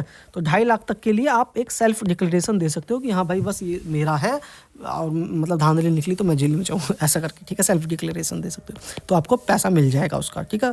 उससे ज़्यादा तो आपको ऑनरशिप की रिसिप्ट देना पड़ेगा।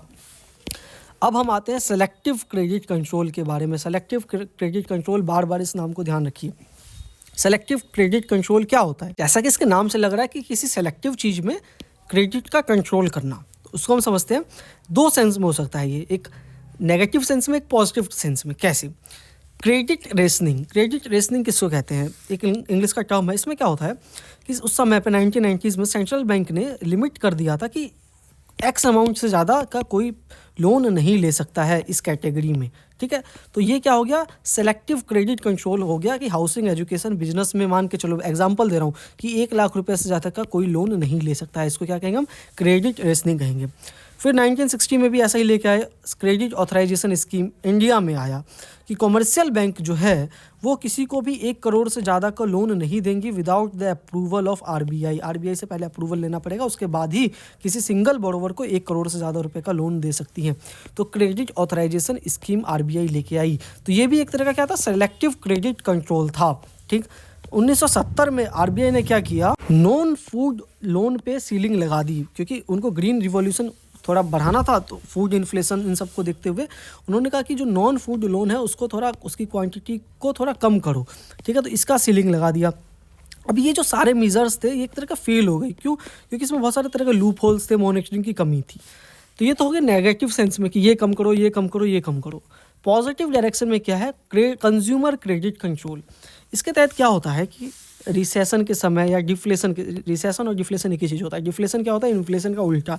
इन्फ्लेशन यानी महंगाई ज़्यादा बढ़ जाना, डिफ्लेशन की मतलब कम हो जाना, महंगाई कम हो जाना, सस्ती चीज़ें सामान हो जाना। तो इसमें क्या होता है कि आरबीआई रिलैक्स कर देता है ईएमआई के पेमेंट को, ठीक है, इंस्टॉलमेंट, इन सब चीज़ों को, ताकि कंजम्पशन क्या हो, बूस्ट हो सके। अब रिसेशन का टाइम है भाई, रिसेशन का टाइम है। अब डिफ्लेशन है, डिफ्लेशन का मतलब आप ये मत समझो कि सामान सस्ता हो गया और लोगों के पास है सामान परचेज करने का, नहीं, लोगों के हाथ में तो पैसा नहीं है तभी सामान सस्ता हुआ है। फ़र्क आपको ध्यान रखना है, सामान सस्ता इस वजह से हुआ है क्योंकि लोगों के पास पैसे ही नहीं है सामान को खरीदने का। मैंने आपको जो कंसेप्ट बताया था कि इन्फ्लेशन का सीधा सीधा क्यों कारण है इन्फ्लेशन बढ़ने का, क्योंकि लोगों के हाथ में क्या है, मनी है। मनी को छीन लो तो इन्फ्लेशन क्या हो जाएगा, कम हो जाएगा और डिफ्लेशन आ जाएगा, या कहो तो रिसेशन आ जाएगा, लोगों के हाथ में पैसा ही नहीं रहेगा। तो आरबीआई लोगों के हाथ में पैसा ना हो ऐसा तो नहीं चाहती। इस वजह से आरबीआई ने क्या किया कि कंज्यूमर क्रेडिट कंट्रोल लगा दिया कि भाई आप जो ईएमआई पे पैसा लेते हो, मतलब सामान लेते हो, उसका जो ईएमआई बैंक अपने हिसाब से मनचाहा चार्ज करने लग जाती थी। आरबीआई ने उस पर थोड़ा लिमिट लगाया कि भाई इतना चार्ज मत करो, तो कंज्यूमर क्रेडिट कंट्रोल, ठीक है। उसके अलावा प्रायोरिटी सेक्टर लैंडिंग आरबीआई लेके आया। ये बहुत ज़्यादा इंपॉर्टेंट है इस प्रायोरिटी सेक्टर लैंडिंग, जिसको कि अब हमें अभी देखना है। प्रायोरिटी सेक्टर लैंडिंग क्या होता है, पीएसएल, ठीक है। तो 1968 में सबसे पहली बार आरबीआई ने इस टर्म को यूज़ किया था, प्रायोरिटी सेक्टर को, ठीक है, जिसमें कहा आरबीआई ने कि बैंक को ना 40% का जो अपना लोन का पैसा है वो 3 प्रायोरिटी सेक्टर को देना है, एग्रीकल्चर, स्मॉल इंडस्ट्रीज़ और एक्सपोर्टर्स को, ठीक है। तो यानी बैंक के पास 100 रुपये है तो 40 रुपये का जो लोन है वो इन तीनों को देगी, बाकी 60 रुपये उसकी मर्जी जिसको दे, ठीक है, वो बैंक के ऊपर है। तो ये आरबीआई पहली बार इस चीज़ को ले आई, प्रायोरिटी सेक्टर लैंडिंग, जो कि एक सेलेक्टिव क्रेडिट कंट्रोल था, ठीक है। ओवर द ईयर्स आरबीआई ने इसमें क्या किया, पहले तो ये 3 सेक्टर्स थे बस, लेकिन बहुत सारे सेक्टर्स को इसमें इंक्लूड कर दिया। 2020 में लेटेस्ट आरबीआई ने इसमें रिफॉर्म किया पीएसएल में। तो अब क्या है सिस्टम, उसको हमको समझते हैं। आपको ये ध्यान रखना पीएसएल में, प्रायोरिटी सेक्टर लैंडिंग में, कि कम से कम आपको बैंक को इतने लोन तो उनको देना ही देना है। वीकर सेक्शन को 12% का, वीकर मतलब 100 रुपये अगर बैंक के पास है उसका 12% जो है वीकर सेक्शन को जाएगा। वीकर सेक्शन कौन हो सकता है, SC ST, वुमेन, माइनॉरिटीज़, ये सब हो गए क्या, वीकर सेक्शन। इनको 12% का लोन देना होगा, ठीक है। एग्रीकल्चर सेक्टर, जिसमें कि सारे farmer, small farmer, big farmer, उनको 8% का लोन देना पड़ेगा। उस 100 रुपये में से बात कर रहा हूँ मैं, 100 रुपये में से 12% इसको चला गया, 8% इसको चला गया, 10% इसको, 7.5%, 2.5% इसको, ठीक है। फिर जो बचा वो बाकी किसी को, ठीक है। एग्रीकल्चर में जो मार्जिनल फार्मर होते हैं, स्मॉल फार्मर होते हैं, उनको 10% का, यानी टोटल एग्रीकल्चर में आप देखोगे तो 18% का लोन हो गया, ठीक है। माइक्रो एंटरप्राइजेस को 7.5%, बाकी की जो अबव कैटेगरीज हो गई, वीकर सेक्शन, एग्रीकल्चर, इन सब के अलावा जो दूसरे कैटेगरीज थे, स्मॉल मीडियम एंटरप्राइजेस, इन सबको 2.5% मिला के, ठीक है। आप ध्यान से इसको देख लीजिए। टोटल जो कोटा है 40% का इस समय भी है, यानी कि बैंक को 40% अपना जो टोटल पैसा है उसमें से लोन में इन सारे सेक्टर्स को देना पड़ेगा। इस पे से गाइस क्वेश्चन पूछे गए हैं और पूछे जाने के चांसेस हैं। आप प्लीज़ इसका स्क्रीनशॉट चाहे तो ध्यान से देख लीजिए कि किस सेक्टर को कितने % का लोन देना है, ठीक है। प्लीज़ ध्यान से इसको देख लीजिए। वीकर सेक्शन 12%, एग्रीकल्चर 8%, एग्रीकल्चर में मार्जिनल फार्मर, स्मॉल फार्मर को 10% तक का, माइक्रो एंटरप्राइजेस को 7.5% तक का, स्मॉल मीडियम एंटरप्राइजेस, बाकी एक्सपोर्टर, स्टूडेंट लोन, इन सबको 2.5% तक का, ठीक है। रिन्यूएबल एनर्जी, इन सबको मिला के, ठीक। तो इससे फ़ायदा क्या होता है, इस कोटा से भाई फ़ायदा ये होता है कि इन गरीब लोगों को भी लोन में पैसा मिल जाता है, स्मॉल फार्मर्स को भी मिल जाता है, ताकि यूनाइटेड नेशन का जो डेवलपमेंट गोल है पॉवर्टी को हटाने का, उसका गोल भी पूरा होगा। पीएसएल कोटा क्या है, मिनिमम ना कि मैक्सिमम, यानी कि बैंक चाहे तो इन्हीं लोगों में 100 का 100% लोन दे सकते हैं, इन्हीं लोगों में बांट के। तो वो बैंक के ऊपर है, ये क्या है, मिनिमम है, ठीक है।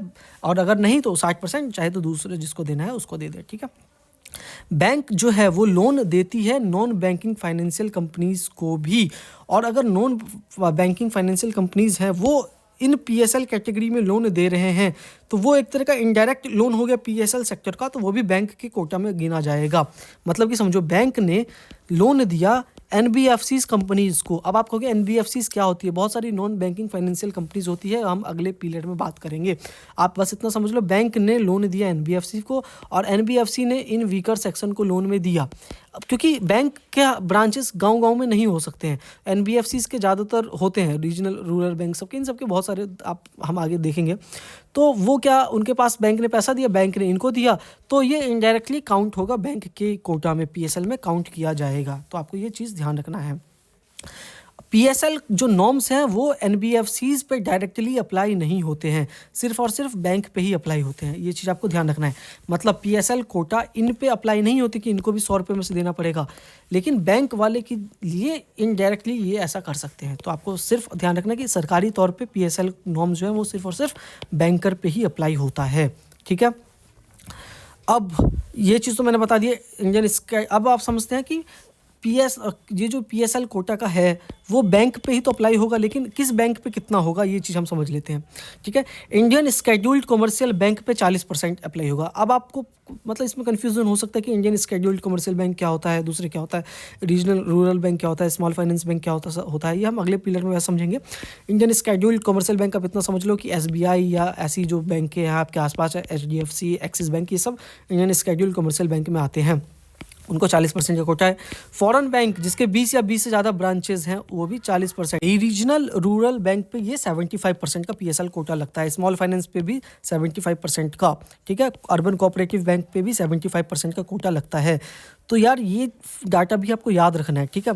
तो scheduled commercial bank, foreign bank in India, इन सब पे 40% का कोटा लगेगा, लेकिन आरआरबी, एसएफबी, यूसीबी, आरसीबी, इन सब पे 75% का कोटा लगता है।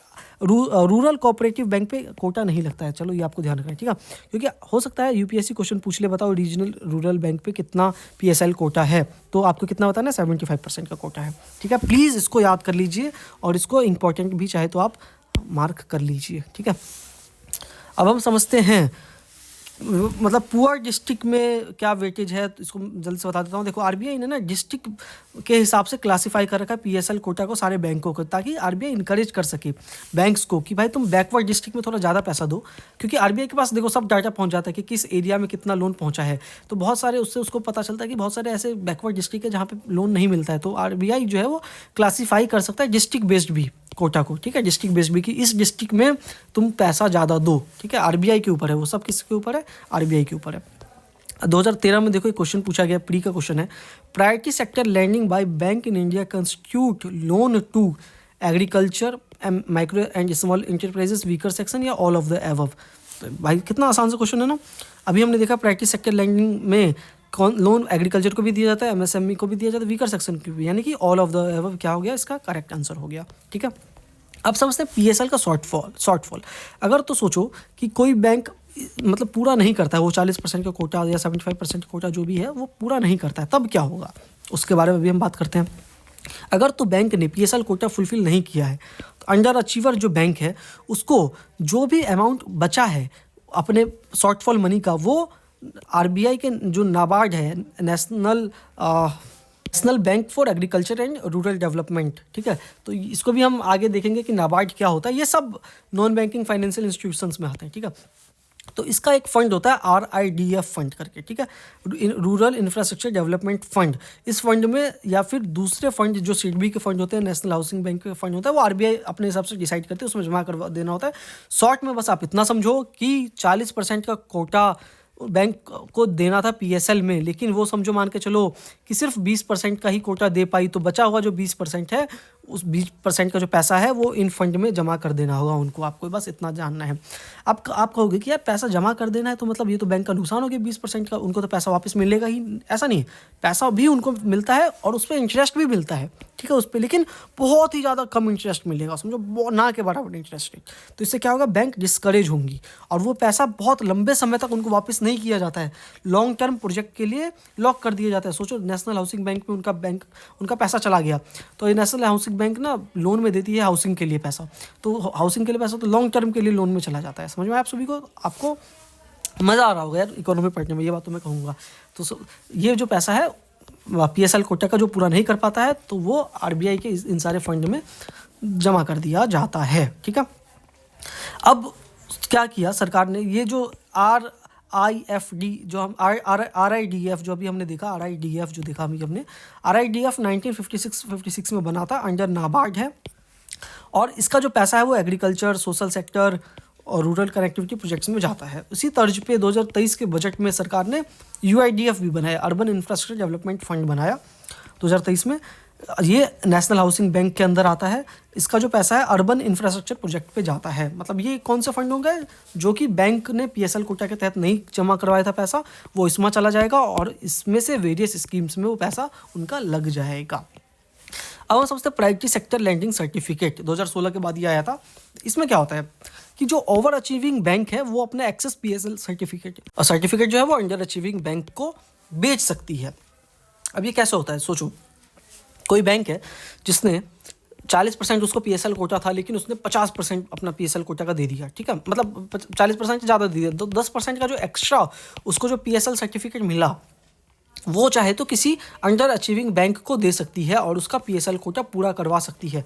क्योंकि बहुत सारे अंडर अचीविंग बैंक चाहेंगे ना कि भाई उनका पैसा इस तरीके से लॉक ना हो जाए, उनके दूसरे फंड में ना चला जाए, ठीक है। तो ये था क्या, PSL सर्टिफिकेट, इसको हम क्या कहते हैं, प्रायोरिटी सेक्टर लैंडिंग सर्टिफिकेट। अभी तक हमने जितना पढ़ा उसके बेस पे हम कुछ क्वेश्चंस को करते हैं, ठीक है।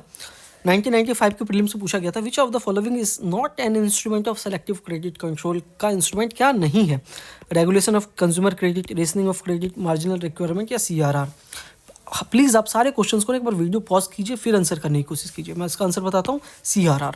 देखो अभी हमने देखा सिलेक्टिव क्रेडिट कंट्रोल में ये तीनों चीज़ें आती हैं, CRR हमने देखा इसमें नहीं है, CRR तो ओपन मार्केट ऑपरेशन इन सब में था ना, क्वांटिटेटिव टूल था ये। तो अगला क्वेश्चन क्या है, an increase in the bank rate generally indicate that, bank rate क्या था, रेपो रेट में इंक्रीज हुआ है तो उसका क्या मतलब होता है, उसका मतलब क्या ये है कि loan interest is likely to fall, RBI is no longer making loan to commercial bank, RBI is following easy money policy, central bank is following tight money policy. क्या इसमें से आंसर होगा, प्री 2013 का आंसर है। बताता हूँ मैं आप सभी को आंसर क्या होगा। पहला स्टेटमेंट देखिए आप, बैंक रेट बढ़ा है, बैंक रेट क्या हो गया, इंक्रीज हो गया। कंसेप्ट को आपको ध्यान रखना है, क्या इकोनॉमी में गाइस कंसेप्ट बहुत ज़्यादा इंपॉर्टेंट है। यानी कि रेपो रेट क्या हो गया, इंक्रीज हो गया। रेपो रेट इंक्रीज होने से क्या हो गया कि बैंक वाले जो है लोन कम लेंगे। अब बैंक क्या करेगी, लोन जो है वो कम लेगी, क्योंकि रेपो रेट क्या था, रेपो रेट एक तरह का इंटरेस्ट रेट था जो कि RBI चार्ज करती है बैंक से।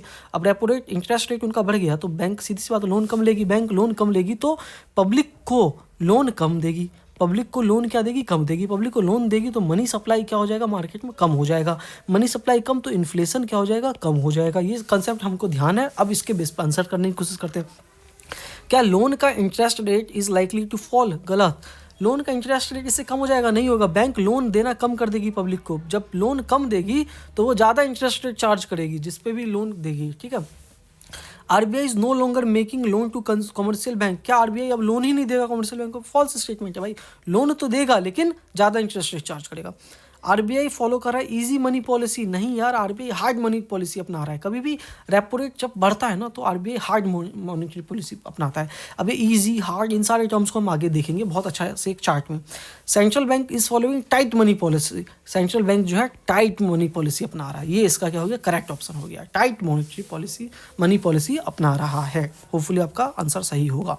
ये देखो आ गया वो चार्ट जिसकी मैं बात कर रहा था, ठीक है। बहुत इंपॉर्टेंट चार्ट है, इसका अभी तक हमने जितना भी कवर किया ना उसको समझो शॉर्ट में एक तरह से समझाने के लिए है ये, ठीक है। देखो CPI क्या है, कंज्यूमर प्राइस इंडेक्स। CPI क्या है, कंज्यूमर प्राइस इंडेक्स। अपने देश में जो इन्फ्लेशन है वो 4% रखने के लिए गवर्नमेंट ने डिसाइड किया है, यानी कि 2 से 6% के बीच में, 4% प्लस और -2%, यानी कि 2 से 6% के बीच में, ठीक है। कंज्यूमर प्राइस इंडेक्स के हिसाब से वो डिसाइड किया जाता है। अब मान के चलो डिफ्लेशन में क्या होता है कि मनी सप्लाई जो है मार्केट में क्या हो जाता है, उसको इंक्रीज़ करना होता है। क्यों, अब मैंने आपको कंसेप्ट बताया था, इन्फ्लेशन है मतलब लोगों के हाथ में मनी ज़्यादा है तो क्या करना पड़ेगा, मनी को निकालना पड़ेगा, इन्फ्लेशन से लड़ना है तो, ठीक है। और वहीं पे डिफ्लेशन से लड़ना है तो मनी सप्लाई को इंक्रीज़ करना पड़ेगा, इन्फ्लेशन केस में मनी सप्लाई को कम करना पड़ेगा, ठीक है। ये कंसेप्ट आपको ध्यान रखना है। तो जब आरबीआई इजी चीप डोविशनरी या एक्सपेंशनरी पॉलिसी अपनाता है, easy cheap dovish expansionary policy अपनाता है तो सीआरआर एसएलआर को कम कर देता है, क्या कर देता है, डिक्रीज कर देता है। अभी हमने देखा कि क्या ये इजी था, क्या डिक्रीज किया, नहीं किया था। जब आरबीआई टाइट डियर हॉकिस या कॉन्ट्रैक्शनरी पॉलिसी अपनाता है तो सीआरआर एसएलआर को क्या कर देता है, इंक्रीज कर देता है। अभी हमने देखा आरबीआई क्या टाइट मनी पॉलिसी अपना रहा है जिससे कि बैंक रेट क्या कर दिया, इंक्रीज कर दिया। होपफुली आपको यहाँ पे समझ में आ गया होगा, ठीक है। तो ये सारे क्या हो गए, क्वांटिटेटिव टूल्स हो गए। रेपो रेट, एसडीएफ को भी इजी मॉनेटरी पॉलिसी में आरबीआई हर चीज़ कम कर देता है। मतलब इजी, जब इजी का मतलब समझो हल्के में आरबीआई ले रहा है तो हर चीज़ को कम कर देता है। टाइट में क्या होता है, हर चीज़ को इंक्रीज कर देता है, CRR SLR, repo rate, reverse repo rate. अब ये सब क्या होता है मैं ऑलरेडी आपको पिछले लेक्चर्स में बता चुका हूँ, प्लीज़ जाके आप उसको देखिए। नहीं आप कहेंगे तो मैं एक शॉर्ट वीडियो बना दूंगा इन सबको शॉर्ट में समझाने के लिए, ठीक है, 2 मिनट का, लगभग 1 मिनट का वीडियो, ठीक है। ओपन मार्केट ऑपरेशन में इजी पॉलिसी में आरबीआई क्या करता है, गवर्नमेंट सिक्योरिटीज परचेज कर लेता है ताकि मनी सप्लाई इंक्रीज हो। सिंपल सा फंडा भाई, इस वाले में मनी सप्लाई क्या करना है, इंक्रीज करना है। मनी जो सप्लाई है वो इंक्रीज करना है, इस वाले में मनी सप्लाई डिक्रीज करना है, क्या करना है, कम करना है, टाइट वाले में। क्यों, क्योंकि इसमें इन्फ्लेशन से लड़ना है, इसमें डिफ्लेशन से लड़ना है। तो क्वांटिटेटिव टूल तो हमने देख लिया। अब क्वालिटेटिव टूल में क्या, मॉरल सुएसन, ये सब आरबीआई क्या करता है, यहाँ पे बैंक ज़्यादा करता है, मतलब बैंक को फोर्स तो करता ही है आरबीआई। दूसरा एलटीवी इन सब में इंक्रीज़ कर देता है, यानी कि ज़्यादा से ज़्यादा लोगों को हाथ में पैसा जाए, 60 से 90% कर दे। 100 रुपये का सोना गिरवी किया, 90 रुपये लो उसके बदले में। सेलेक्टिव क्रेडिट कंट्रोल, लोन का जो फ्लो है वो भी आरबीआई क्या कर देता है, बढ़ा देता है, मतलब लोगों के हाथ में ज़्यादा से ज़्यादा पैसा देना है। और सीधी सी बात है, इसमें क्या कर देता है आरबीआई, हॉकिस पॉलिसी अपनाता है और उल्टा करता है, मतलब कि 90 रुपये मत लो तुम, 60 रुपये ही लो बदले में, ठीक है। और जो मनी सप्लाई है वो उसको मार्केट से कम कर देता है, क्या कर देता है, सेलेक्टिव क्रेडिट कंट्रोल, जो पीएसएल लैंडिंग है हो सकता है इसमें क्या कर दे, कम कर दे, पीएसएल जो है वो कम कर दे कि कम से कम लोन दो, अभी लोगों के हाथ में पैसा बहुत ज़्यादा है। होपफुली आप सभी को ये चार्ट अच्छे से समझ में आया होगा। इस चार्ट का भी आप चाहे तो स्क्रीनशॉट ले लीजिए, बहुत इंपॉर्टेंट चार्ट है, ठीक है। अब हम चलते हैं आगे देखो इस पे बेस्ड क्वेश्चन है, 2020 में पूछा गया है। आरबीआई अडॉप्ट करता है एक्सपेंशनिस्ट मॉनेटरी पॉलिसी, तो वो क्या नहीं करेगा, नॉट डू। तो नॉट डू इसका ऑप्शन पढ़ते हैं, cut and optimise the SLR, increase MSF, cut the bank rate and repo rate. आप आंसर करने की वीडियो पॉज करके कोशिश कीजिए, मैं आप सभी को आंसर बताता हूँ।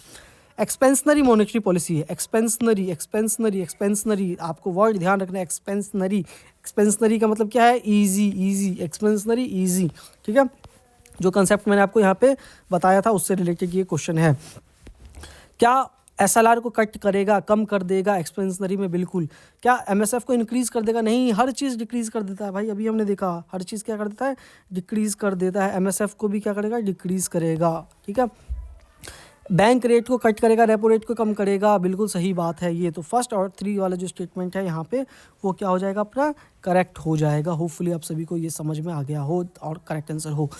प्री 2022 में क्वेश्चन पूछा गया है, करेक्ट स्टेटमेंट बताओ। अगर तो इन्फ्लेशन बहुत ज़्यादा है, रिजर्व बैंक ऑफ इंडिया जो है वो likely two by government securities, क्या आरबीआई बाई करेगा गवर्नमेंट सिक्योरिटीज़ अगर इन्फ्लेशन बहुत ज़्यादा है तो। अगला स्टेटमेंट, अगर तो रुपये रैपिडली डिप्रिसिएट कर रहा है तो क्या आरबीआई सेल करेगा डॉलर को मार्केट में।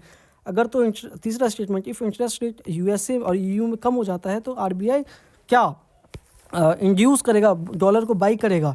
तो ये वाले 3 क्वेश्चन स्टेटमेंट पढ़िए और आंसर करने की कोशिश कीजिए, मैं तो बताऊंगा ही। तो चलिए बताता हूँ मैं। पहला वाला स्टेटमेंट देखते हैं कि अगर इन्फ्लेशन बहुत ज़्यादा है, महंगाई बहुत ज़्यादा है तो आरबीआई क्या बाई कर देगा गवर्नमेंट सिक्योरिटीज़ को। बिल्कुल भाई बाई करेगा। क्यों बाई करेगा, क्योंकि मनी सप्लाई कम करना है, नहीं यार, सेल करेगा।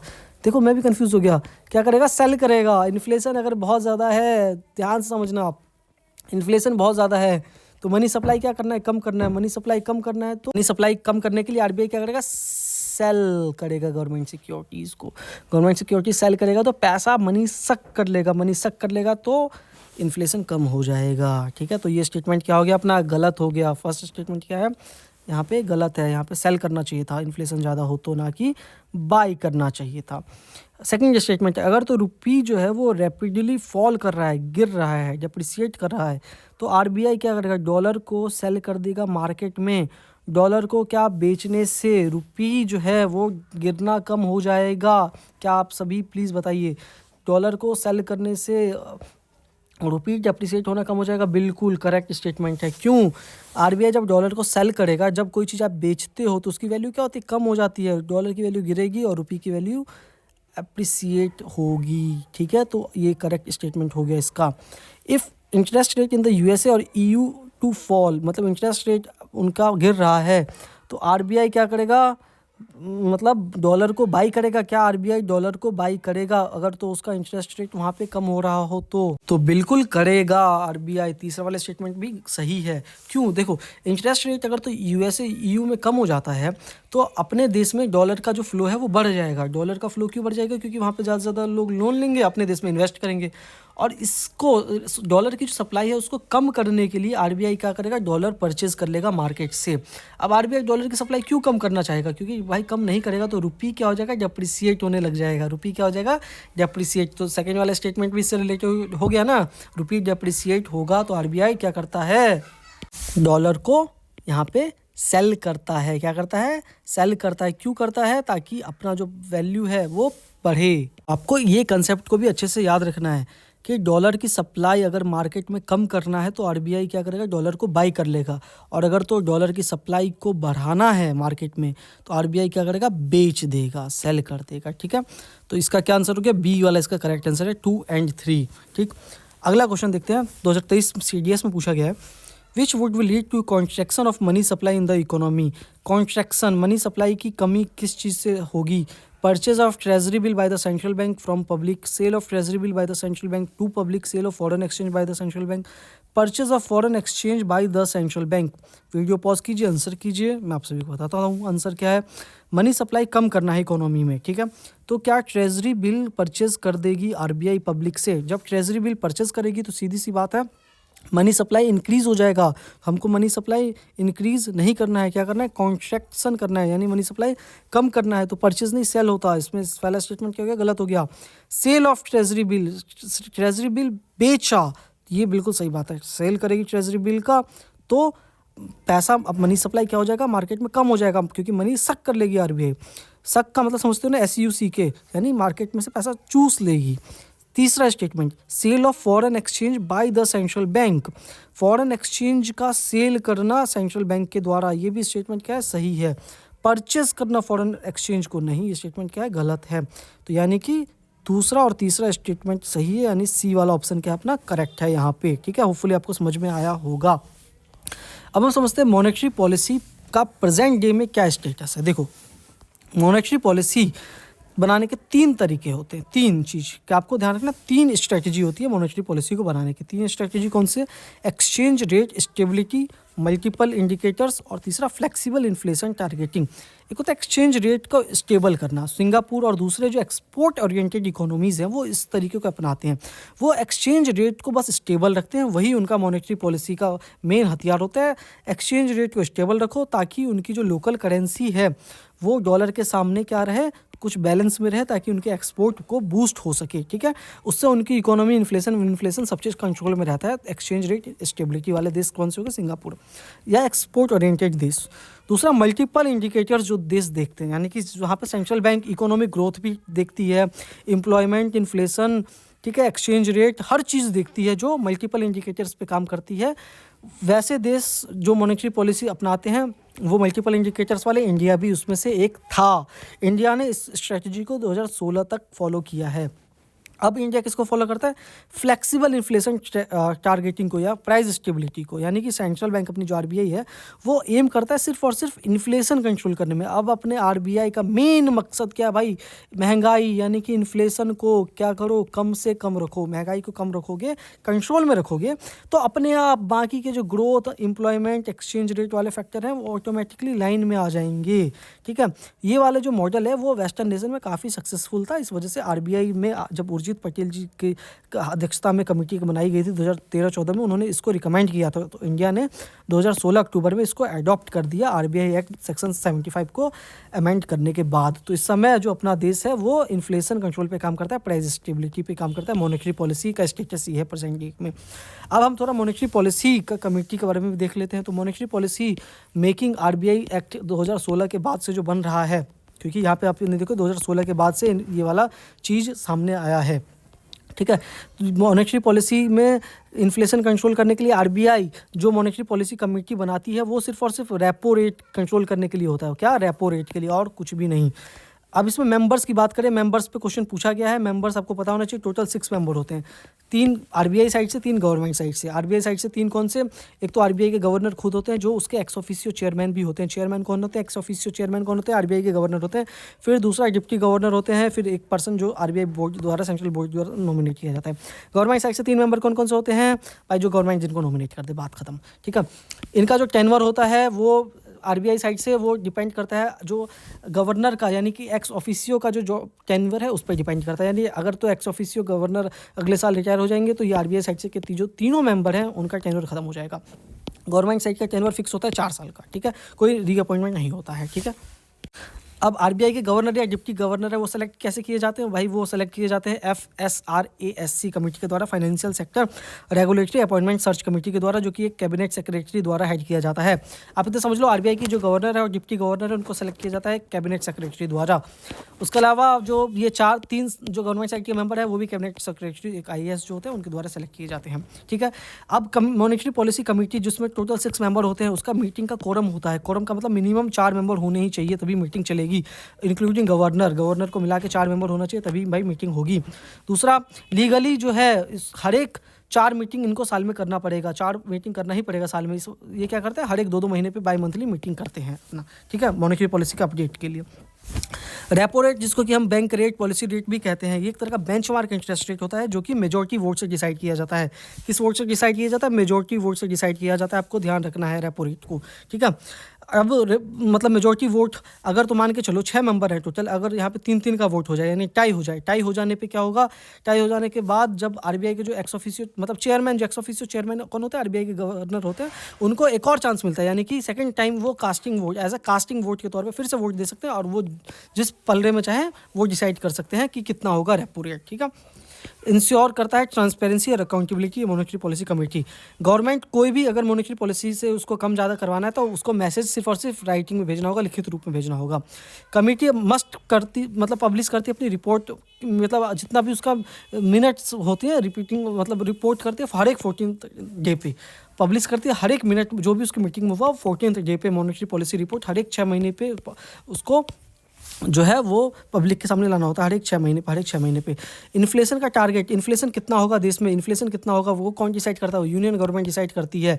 कौन डिसाइड करती है? यूनियन गवर्नमेंट डिसाइड करती है। किसके कंसल्टेशन से? आरबीआई के गवर्नर के कंसल्टेशन से, ठीक है। इस समय जो प्रेजेंट में हम देखते हैं कितना 4% का भी गवर्नमेंट ने डिसाइड कर रखा है। कितने परसेंट का? 4% का। ये जो 4% है ये कितना है? स्प्रेड इसका ±2%, यानी कि 2 से 6% के बीच में होना चाहिए। कंज्यूमर प्राइस के इंडेक्स के हिसाब से गवर्नमेंट ने इतना डिसाइड कर रखा है इन्फ्लेशन। और ये जो है हर एक 5 साल के लिए वैलिड होता है। कितने साल के लिए? हर एक 5 साल के लिए, ठीक है। हर एक 5 साल के लिए आपको ध्यान रखना है।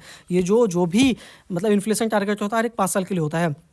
अभी वाला जो टारगेट है वो 31 मार्च 2026 तक के लिए वैलिड है। 31 मार्च 2026 के लिए अगर तो मान के चलो टारगेट फेल हो जाता है, यदि जो 2 से 4% का टारगेट है वो फेल हो जाता है, तब उस केस में क्या होगा? अगर तो 2 से 6% का जो टारगेट है वो 3 कंसेक्यूटिव क्वार्टर्स यानी कि 9 महीने के लिए लगातार, मतलब इससे ऊपर या ज़्यादा या कम रहता है तो कमेटी जो है अपना रिपोर्ट गवर्नमेंट को भेजती है कि इसका क्या कारण था और क्या उपचार था। क्या ऐसा कभी हुआ है? बिल्कुल हुआ है। 2022 के नवंबर में ऐसा हुआ था कि जो अपना इन्फ्लेशन है, महंगाई है, वो 6% से ज़्यादा थी 9 महीने से ज़्यादा के लिए। तो भाई कमेटी ने रिपोर्ट गवर्नमेंट को भेजी, लेकिन अब तक ये पब्लिक डोमेन में नहीं आया है कि क्या लिखा था क्या नहीं लिखा था। समझ में आया आप सभी को? प्री 2015 में क्वेश्चन पूछा गया है, उस पर भी हम बात करते हैं। ध्यान से क्वेश्चन को पढ़िएगा, ठीक है। अभी थोड़ा मैं तेज़ से पढ़ाने लग गया था क्योंकि बहुत सारे इसमें अभी हमने एक साथ हम कवर कर रहे हैं, ठीक है। प्री 2015 में क्वेश्चन है, with reference to the inflation in India find correct statement. Correct statement बताना है। Controlling the inflation in India is the responsibility of the government of India only. The Reserve Bank of India has no role in controlling the inflation. Decreased money circulation help in controlling the inflation. Increased money circulation help in the controlling the inflation. क्या इसमें से सही है? Video pause कीजिए, answer करने की कोशिश कीजिए, मैं आंसर बताता हूँ। इन्फ्लेशन की बात की जा रही है उस कॉन्टेक्स्ट में। कंट्रोलिंग इन्फ्लेशन को करना क्या सिर्फ रिस्पॉन्सिबिलिटी है गवर्नमेंट ऑफ इंडिया की भी? नहीं भाई, आरबीआई की भी रिस्पॉन्सिबिलिटी है। रिजर्व बैंक ऑफ इंडिया का कोई रोल नहीं है, गलत बात है, रोल है। Decrease money circulation help in controlling the inflation, money circulation कम करना इन्फ्लेशन की में मदद करता है। बिल्कुल, मैंने बताया था ना आपको, लोगों के हाथ से पैसे ले लो, मनी इन्फ्लेशन कम हो जाएगा। इंक्रीज मनी सर्कुलेशन हेल्प नहीं, इंक्रीज मनी सर्कुलेशन हेल्प नहीं करता है। होपफुली आप सभी का सी आंसर होगा। 2017 में जो क्वेश्चन पूछा गया तो उस पर बात करते हैं। क्या क्वेश्चन है? Find correct statement about monetary policy committee पे क्वेश्चन है। It decide RBI benchmark interest rate, वही मतलब रेपो रेट। दूसरा, it is a 12 member body including the governor of RBI, it is reconstituted every year. It function under the chairmanship of union finance minister. चलो बताते हैं यार, ये तो अभी हमने बात की, आपको याद भी हो गया होगा। तो क्या ये डिसाइड करती है आरबीआई के बेंचमार्क इंटरेस्ट रेट को, रेपो रेट को? बिल्कुल यही डिसाइड करती है। क्या ये 12 मेंबर की बॉडी होती है? नहीं भाई, 6 मेंबर की बॉडी होती है। क्या ये फंक्शन करती है under the chairmanship of union finance minister? नहीं, under the chairmanship of ex officio chairman of the RBI, यानी कि गवर्नर ऑफ आरबीआई के तौर पे, यानी कि फर्स्ट स्टेटमेंट ही क्या है? करेक्ट है। ठीक है, अगला क्वेश्चन पीडी 2022 में पूछा गया है। Who is responsible for controlling inflation, inflation को कंट्रोल करने के लिए कौन रिस्पॉन्सिबल है? Department of consumer affairs, expenditure management commission, financial stability development council या रिजर्व बैंक ऑफ इंडिया? इसमें से कौन सा रिस्पॉन्सिबल है इन्फ्लेशन कंट्रोल करने के लिए? आरबीआई रिस्पॉन्सिबल है। कौन? Reserve bank of India. 2 से अभी हमने देखा 6% के बीच में टारगेट दिया गया है गवर्नमेंट के द्वारा। किसको? आरबीआई को दिया गया है, ठीक है, कंट्रोल करने के लिए। तो reserve bank of India responsible है इन्फ्लेशन कंट्रोल करने के लिए। ईपीएफओ 2023 में क्वेश्चन पूछा गया, बहुत इंपॉर्टेंट क्वेश्चन। स्टेटमेंट 1 है कि इंडिया में central government decide determine inflation target in the consultation with RBI in terms of consumer price index once in 5 years। Second statement, at present the monetary policy framework in India is operated by central government. क्या statement से? Video pause, answer कीजिए, मैं answer बताता हूँ आप सभी को क्या आंसर है इसका। तो पहला स्टेटमेंट है, सेंट्रल गवर्नमेंट डिटरमाइन करती है इन्फ्लेशन टारगेट को आरबीआई के कंसल्टेशन से। कंज्यूमर प्राइस इंडेक्स, जो कि 5 साल में, बिल्कुल सही स्टेटमेंट है। अभी हमने बात की थी, सेंट्रल गवर्नमेंट आरबीआई से मिलकर डिसाइड करती है क्या इन्फ्लेशन होना चाहिए 5 साल में एक बार, 5 साल में एक बार, 5 साल में एक बार। मॉनेटरी पॉलिसी फ्रेमवर्क जो है वो ऑपरेट किया जाता है बाय द सेंट्रल गवर्नमेंट। बहुत सारे बच्चे क्या करते हैं, इस स्टेटमेंट को सही मान लेंगे, जो कि गलत है। सेंट्रल बैंक नहीं लिखा है, सेंट्रल गवर्नमेंट लिखा है, आपको ध्यान रखना है। सेंट्रल बैंक लिखा होता तो स्टेटमेंट सही होता, क्योंकि सेंट्रल बैंक आरबीआई होती, लेकिन सेंट्रल गवर्नमेंट लिखा है। बच्चे ढंग से क्वेश्चन पढ़ते नहीं है और गलत कर देते हैं। तो स्टेटमेंट 1 सही है, स्टेटमेंट 2 गलत है। Statement 1 is right but 2 is wrong. C वाला स्टेटमेंट यहाँ पे क्या हो जाएगा? करेक्ट हो जाएगा। होपफुली आप सभी को समझ में आ गया होगा।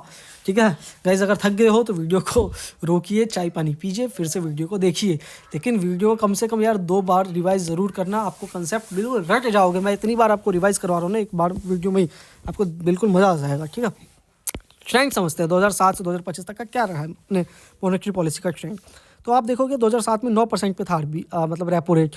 फिर 2008 में कम कर दिया। कम क्यों कर दिया? क्योंकि उस समय ना सब प्राइम क्राइसिस आया था यूएसए में मतलब समझो एक क्राइसिस आ गया था, जिसके बाद महंगाई बहुत ज़्यादा बढ़ गई। तो रेपो रेट को अपने देश में कम कर दिया गया, ताकि ज़्यादा से ज़्यादा लोगों को लोन मिल सके और महंगाई जो है लोगों के हाथ में, मतलब मनी सप्लाई जो है जाए, मतलब मनी सप्लाई जाएगा तो थोड़ा इकोनॉमी में बूस्ट आएगा ना, लोग इकोनॉमिक एक्टिविटी करेंगे। उसका जब महंगाई 2011 में बहुत ज़्यादा बढ़ गया, तो उस समय रेपो रेट को बहुत ज़्यादा इंक्रीज़ कर दिया 8.5%, ताकि महंगाई कम किया जाए, लोगों के हाथ से पैसा ले लो।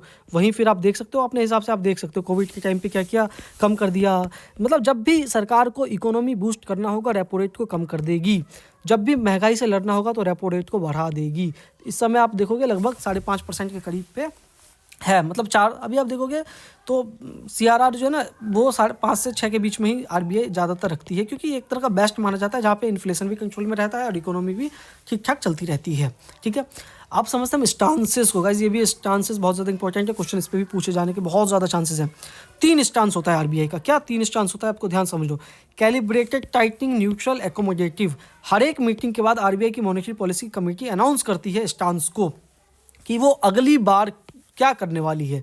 कैलिब्रेटेड, टाइटनिंग, न्यूट्रल या एकोमोडेटिव, मतलब अगली बार जो है रेपो रेट बढ़ाने वाली है, कम करने वाली है या सेम रखने वाली है। वो आरबीआई ना पहले से एक मतलब अंदाज़ा टाइप दे देती है, ताकि मतलब समझो ना इकोनॉमी में थोड़ा हिंट टाइप का दे देती है, हम आगे क्या करने वाले हैं। लेकिन एक चीज़ मैं बता दूँ, ये लीगली बाउंड नहीं होता है, फिक्स नहीं होता है, चाहे तो आरबीआई बदल सकती है अपने स्टांस को। अब समझो कैलिब्रेटेड टाइटनिंग का मतलब क्या होता है, कि अगली बार रेपो रेट हो सकता है वो बढ़ा दे।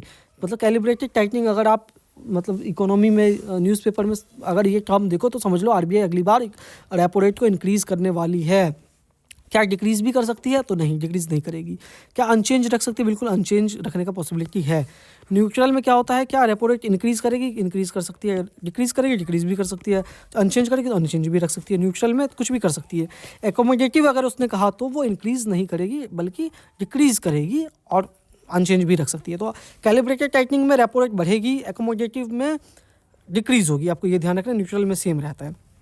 तो ये चीज़ आपको तीनों ध्यान रखना है। लेकिन फिर बता दूं कि ये लीगली बाउंड नहीं होता है। आरबीआई हो सकता है कैलिब्रेटेड टाइटनिंग बोल के रेपो रेट को कम कर दे, समझ रहे हो आप, एकोमोडेटिव बोल के रेपो रेट को बढ़ा दे। आरबीआई के ऊपर है। क्या आरबीआई ने ऐसा किया? बहुत बार ऐसा किया भाई, बोलती कुछ है कर देती कुछ है। तो आपको बस टर्म के रूप में ये ध्यान रखना है। आपसे यूपीएससी ये क्वेश्चन नहीं पूछेगा कि बताओ कि किस महीने में आरबीआई ने कैलिब्रेटिव टाइटनिंग बोल के एकोमोडेटिव कर दिया। नहीं भाई, क्वेश्चन समझो यूपीएससी किस प्रकार से बनाती है। हम प्रीवियस ईयर क्वेश्चन इसीलिए सॉल्व करते हैं। आरबीआई हो सकता है पूछ ले कि कैलिब्रेटेड टाइटनिंग में क्या होता है, रेपो रेट इंक्रीज होता है या डिक्रीज होता है, ठीक है। तो ये आपको ध्यान रखना है। ऐसा आरबीआई ने बहुत बार किया है, बोल के कुछ बोलती कुछ है कर देती कुछ है। 2025 के जून में बात करें तो आरबीआई ने न्यूट्रल पे शिफ्ट किया था कि भाई मतलब ना हम बढ़ाएंगे ना घटाएंगे, ठीक है। मतलब ना लोन ज़्यादा महंगा हो ना इन्फ्लेशन ज़्यादा बढ़े, इस चीज़ का ध्यान में रखते हुए, ठीक है। Governor regulatory announcement are separate from monetary policy committee. आपको ये चीज़ ध्यान रखना है। मॉनेटरी पॉलिसी कमेटी सिर्फ और सिर्फ रेपो रेट डिसाइड करती है। अपने जहन में डाल लो, अपने दिमाग में भर लो, नोट्स में डाल लो कि मॉनेटरी पॉलिसी कमेटी सिर्फ और सिर्फ रेपो रेट डिसाइड करती है, सिर्फ और सिर्फ रेपो रेट डिसाइड करती है। बाकी हर एक चीज़ जो है वो सिर्फ और सिर्फ आरबीआई के गवर्नर खुद लेता है decision. CRR, SLR, PSL, norms, इन सब चीज़ों पे डिसीजन कौन लेता है?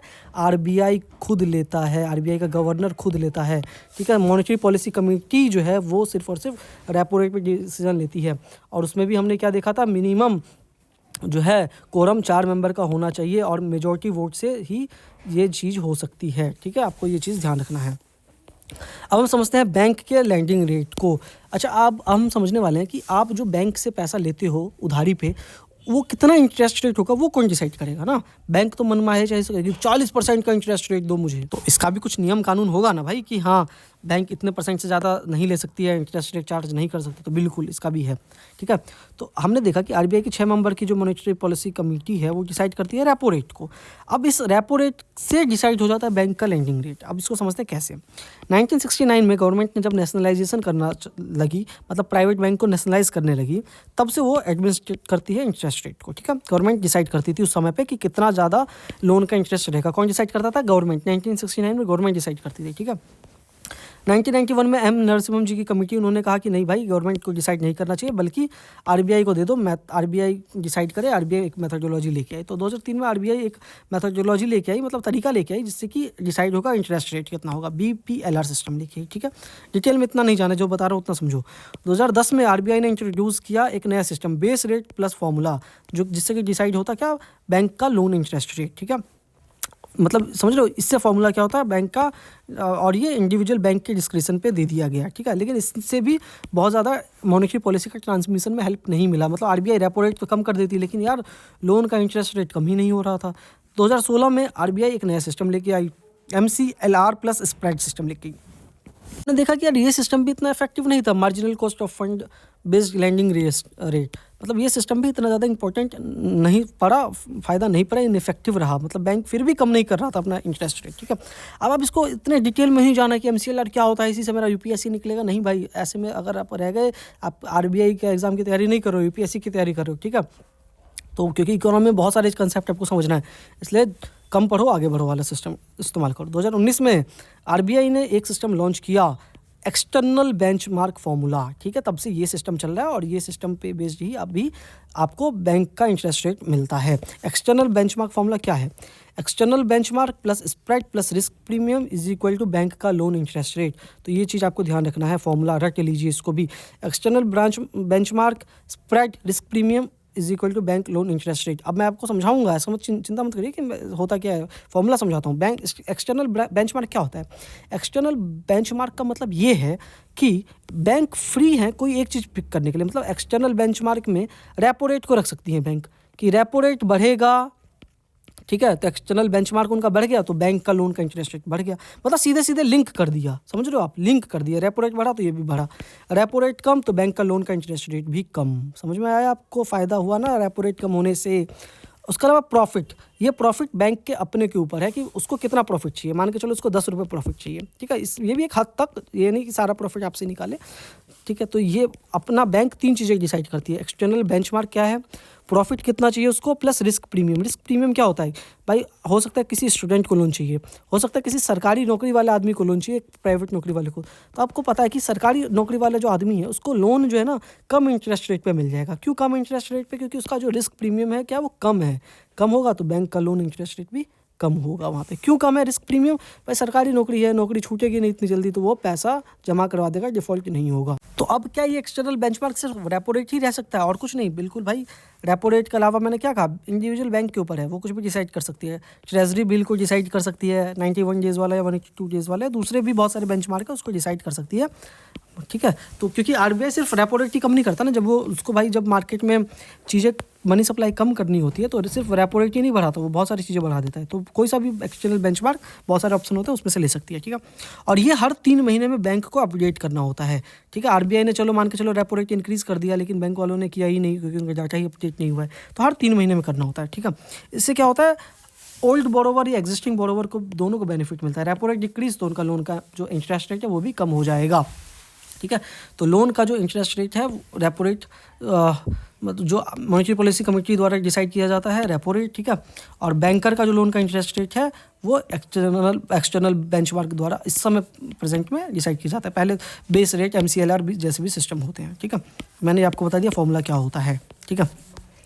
अब एक्सटर्नल बेंचमार्क में कौन सा एलिजिबल है, पर्सनल लोन जो आप लेते हो सडन इमरजेंसी सबके लिए भी, रिटेल लोन घर के लिए, व्हीकल के लिए, इलेक्ट्रॉनिक्स के लिए, micro and small enterprises, medium enterprises, ये सब जो लोग हैं वो उन सब, कोई भी आप लोन लोगे ना, जब आप लोन लेते हो तो भाई बहुत सारे ना पेपर वर्क होता है, उनको ध्यान से पढ़ा करो आप, ठीक है। उसमें आपको देखना है एक्सटर्नल बेंचमार्क वाला सिस्टम है या नहीं है, ठीक है। इसका बेनिफिट क्या होगा, फास्टर ट्रांसमिशन होता है मॉनेटरी पॉलिसी का फास्टर ट्रांसमिशन, मतलब जब जो आरबीआई डिसाइड करे तुरंत वो सीधे लागू हो जाता है, आम लोगों तक पहुंच जाता है। ट्रांसपेरेंसी इसमें क्या होती है, ज़्यादा होती है, ठीक है। अब हम समझते हैं इंटरेस्ट रेट पे। अब क्योंकि बहुत सारे लोग कहेंगे यार आरबीआई ने रेपो रेट कम कर दिया लेकिन मेरे बैंक का इंटरेस्ट रेट तो कम ही नहीं हुआ, ऐसा क्यों? अब बताता हूँ क्यों नहीं हुआ। क्योंकि लोन का जो इंटरेस्ट रेट होता है ना, 2 तरीका होता है, एक होता है फिक्स्ड, एक होता है फ्लोटिंग, ठीक है। एक होता है फिक्स्ड, एक होता है फ्लोटिंग। फ्लोटिंग वाला जो होता है ना वो होता है एक्सटर्नल बेंचमार्क पे, वो होता है एक्सटर्नल बेंचमार्क पे जो कि चेंज होता है। फिक्स्ड वाले में क्या होता है ना कि वो चेंज नहीं होता, वो एक्सटर्नल बेंचमार्क इन सब पे डिसाइड नहीं होता है, वो आपको पेपर वर्क जो है, आपको किस तरीके का लोन चाहिए वो उस पर डिपेंड करता है। आपको फिक्स्ड वाला चाहिए तो आप भाई बैंक में बात करो कि भाई मेरे को फिक्स लोन चाहिए, ठीक है, फिक्स इंटरेस्ट रेट वाला लोन चाहिए, ठीक है। अब आप पूछोगे कि यार कौन सा लेने में फ़ायदा है, तो मैं तो यार कहूँगा फिक्स वाले में लेने में ज़्यादा फ़ायदा होता है। क्यों? क्योंकि आप जितना कम करवा सकते हो एक बार में आप करवा लेते हो इंटरेस्ट रेट, ठीक है। फ्लोटिंग वाले में हो सकता है रेपो रेट आरबीआई बढ़ा दे, तो रेपो रेट बढ़ गया तो भाई आपका ये भी बढ़ जाएगा ना, मतलब इंटरेस्ट रेट भी बढ़ जाएगा। तो यार अब इसमें ना बैंक आरबीआई ने ना कस्टमर को एक ऑप्शन दिया, रीसेट का ऑप्शन दिया। रीसेट का ऑप्शन मतलब क्या है कि आपने पहले फिक्स्ड लोन लिया, अब आपको मतलब फ्लोटिंग लोन ज़्यादा अच्छा लग रहा है, तो आप बैंक में जाओ, बात करो उनसे और आप फ्लोटिंग लोन में शिफ्ट हो जाओ, ठीक है। तो आरबीआई ने बैंकर को कहा कि भाई ये ऑप्शन भी तुम दो बोरोवर को, एबिलिटी टू रीसेट। दूसरा फोर क्लोजर ऑफ लोन, कि मतलब कोई भी आदमी जो है वो अपना फुल पेमेंट करना चाहता है रिमेनिंग लोन अमाउंट का एक सिंगल पेमेंट में, मतलब मल्टीपल ईएमआई की जगह एक बार में मैं पेमेंट कर देता हूँ, ताकि जो ब्याज मेरे को आगे जो देना पड़ रहा है वो ना देना पड़े मंथली इंस्टॉलमेंट में। तो इसका भी ऑप्शन आरबीआई ने कहा है बैंकर को। अगर तो आपका बैंक वाला जो है नहीं मान रहा है तो भाई आप आरबीआई के ओम्बड्समैन में कंप्लेन कर सकते हो, ठीक है। ये चीज़ आपको ध्यान रखना है। अगला, अब हम समझते हैं बुलेट रीपेमेंट वर्सेस ईएमआई। मतलब देखो, प्रिंसिपल इंटरेस्ट रेट ईएमआई में मंथली बेसिस पे जो है भरना होता है, ठीक है। मंथली बेसिस पे इंस्टॉलमेंट फिक्स की जाती है। बुलेट रीपेमेंट में क्या होता है कि एक सिंगल इंस्टॉलमेंट में जो लोन का टेन्योर जब मान के चलो 12 महीने का खत्म होगा तो एक सिंगल इंस्टॉलमेंट में आपको पैसा दे देना है, वो होता है बुलेट रीपेमेंट, ठीक है। ये टर्म्स है जो मतलब चांसेस कम है, लेकिन भाई आजकल यूपीएससी फैक्चुअल क्वेश्चन भी पूछने लग गया तो हो सकता है पूछ ले बुलेट रीपेमेंट किसको कहते हैं, ठीक है। अब हम समझते हैं relationship between deposit rate and repo rate का, ठीक है। Deposit rate and repo rate, अगर तो आरबीआई ने इंक्रीज़ किया रेपो रेट तो बैंकर मतलब इवेंचुअली फोर्स किया जाता है कि भाई तू भी इंटरेस्ट रेट को क्या कर, मतलब इंक्रीज़ कर भाई, डिपॉजिट पे जो इंटरेस्ट रेट है वो भी इंक्रीज़ कर। मतलब ये लीगली नहीं है लेकिन फिर भी कहते हैं ना भाई, तुम सोचो कि आरबीआई ने रेपो रेट इंक्रीज़ किया, अब क्योंकि अगर तो वो डिपॉजिट पे इंटरेस्ट रेट इंक्रीज़ नहीं करेगा तो सोचो इसका घाटा होगा। क्यों घाटा होगा आप मैं बताता हूँ। मान के चलो आरबीआई ने 6% कर दिया रेपो रेट, ठीक है। कोई आप जैसा डिपॉजिटर है जो मान के चलो 10 लाख रुपए गया बैंक में जमा करवाने के लिए, आप कहोगे कि भाई एक बात बता, तो मुझको सिर्फ 3% का इंटरेस्ट रेट दे रहा है डिपॉजिट पे। बैंक कहेगा यार मेरे को पहले 6% का मिल रहा है आरबीआई की तरफ से, तो मैं तेरे को कहाँ से दूँ। अरे ये तुम कहोगे कि भाई मैं तुमको 10 लाख रुपए दे रहा हूँ ना, ये तुम आगे किसी को लोन में ही दोगे, तो लोन में दोगे तो क्या तुम उसको 3% पे चार्ज करोगे, तुम दोगे उसको 10%, 12%, 20% पे, और तुम मुझको सिर्फ 3% दोगे। भाई तुम मुझको कम से कम, आरबीआई तुमको 6% पे लोन दे रहा है, मैं तुमको सिर्फ 3% पे दूंगा नहीं, मुझको 5% दो तभी मैं तुमको पैसा दूंगा, ठीक है। तो इस वजह से आरबीआई भी क्या करता है, डिपॉजिट इंटरेस्ट रेट थोड़ा सा इंक्रीज़ कर देता है, ठीक है, जब रेपो रेट थोड़ा सा इंक्रीज़ होता है तो, ठीक है। Repo rate increase, deposit interest rate भी इंक्रीज़ और लैंडिंग इंटरेस्ट रेट भी इंक्रीज़ हो जाता है। लैंडिंग इंटरेस्ट रेट क्या मतलब, आप जो लोन लोगे उसका इंटरेस्ट रेट। एक क्वेश्चन है मॉनेटरी ट्रांसमिशन। मॉनेटरी ट्रांसमिशन मैंने कितनी बार बताया कि आरबीआई जो भी फैसला लेता है मॉनेटरी पॉलिसी कमेटी में, वो उसका जो मतलब अफेक्ट है वो सीधे डायरेक्टली आम जनता तक पहुंच रहा है नहीं पहुंच रहा है, उसके लिए क्या इंडिकेटर यूज़ किया जाता है ऑब्जर्व करने के लिए। सीडीएस 2024 में क्वेश्चन पूछा गया, ठीक है। Weighted average lending rate, weighted average domestic term deposit, 1 year का मीडियन एमसीएलआर या एसडीएफ रेट, इनमें से क्या है जो इंडिकेटर मॉनेटरी ट्रांसमिशन में काम आता है। अब समझो, अभी हमने देखा था मॉनेटरी ट्रांसमिशन में, अभी हमने वेटेज एवरेज लैंडिंग रेट के बारे में पढ़ा था, ठीक है। मतलब अब यार इसमें अब मैं कितना कॉमन सेंस वाली बात है ना, लैंडिंग रेट जो भी बैंक आपको लोन देगा उसका जो इंटरेस्ट रेट होगा उसको हम लैंडिंग रेट कहेंगे। एवरेज लैंडिंग रेट, यार बैंक ने आपको जितने में दिया, दूसरे को जितने में दिया, तीसरे को, मतलब उसका एवरेज निकालना। ये एवरेज जो भी बैंक का लैंडिंग रेट है उससे क्या आरबीआई ये अनुमान नहीं लगा सकता है कि मैंने रेपो रेट कम किया तो आगे कम हुआ है नहीं किया हुआ, बिल्कुल लगा सकता है। Average domestic term deposit rate, आप जो जमा करवाते हो बैंक में उससे उसको आपको कितना इंटरेस्ट रेट मिल रहा है आरबीआई उससे भी पता लगा सकता है, क्योंकि अगर तो आरबीआई ने रेपो रेट बढ़ाया लेकिन डिपॉजिट रेट बहुत ही कम है तो आरबीआई को पता चल जाएगा ना, बैंक वालों ने आगे तक पास किया है नहीं। एमसीएलआर का मीडियम 1 ईयर तक हमने देखा था, एमसीएलआर जो हमने देखा था, एमसीएलआर का भी 1 साल का आरबीआई डाटा निकाल ले उससे भी आरबीआई पता लगा सकता है। एमसीएलआर देखा था ना हमने, यहाँ पे था एमसीएलआर, ये देखो आप, बैंक का लैंडिंग रेट, इसमें भी आरबीआई जिससे पता कर सकता है, ठीक है।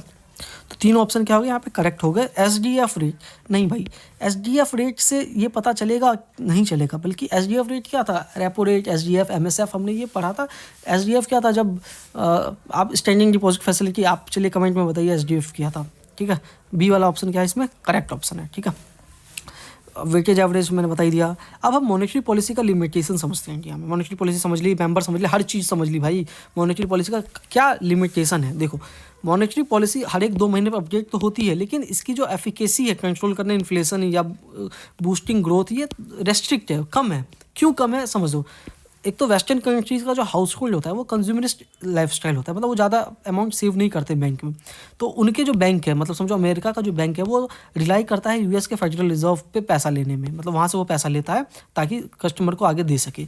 तो यूएस का फेडरल रिजर्व जो भी डिसीजन लेता है एकदम से अफेक्ट पड़ता है पूरी दुनिया पर। सोचो क्यों, क्योंकि वहाँ पर ज़्यादातर बैंक उनसे पैसा लेते हैं, क्योंकि वहाँ पर लोग जमा नहीं करते। लेकिन इंडिया में क्या जमा करने वाला सिस्टम है भाई, बहुत लोग यहाँ पर पैसा जमा करते हैं, ठीक है, बैंकों में। तो बैंकों में जब आप पैसा जमा करोगे तो मतलब सोचो बैंक को लोन चाहिए ही नहीं आरबीआई से, तो यार रेपो रेट इंक्रीज हो डिक्रीज हो क्या फ़र्क पड़ेगा, कुछ फ़र्क नहीं पड़ेगा। रेपो रेट वगैरह तो कब फ़र्क पड़ता है, जब बैंक लोन ले आरबीआई से, लेकिन बैंक लोन ही नहीं लेगा तो फ़र्क ही नहीं पड़ेगा। तो ये एक पॉइंट है इसमें, ठीक है। इस वजह से थोड़ा एफिकेसी कम है इंडिया के कॉन्टेक्स्ट में।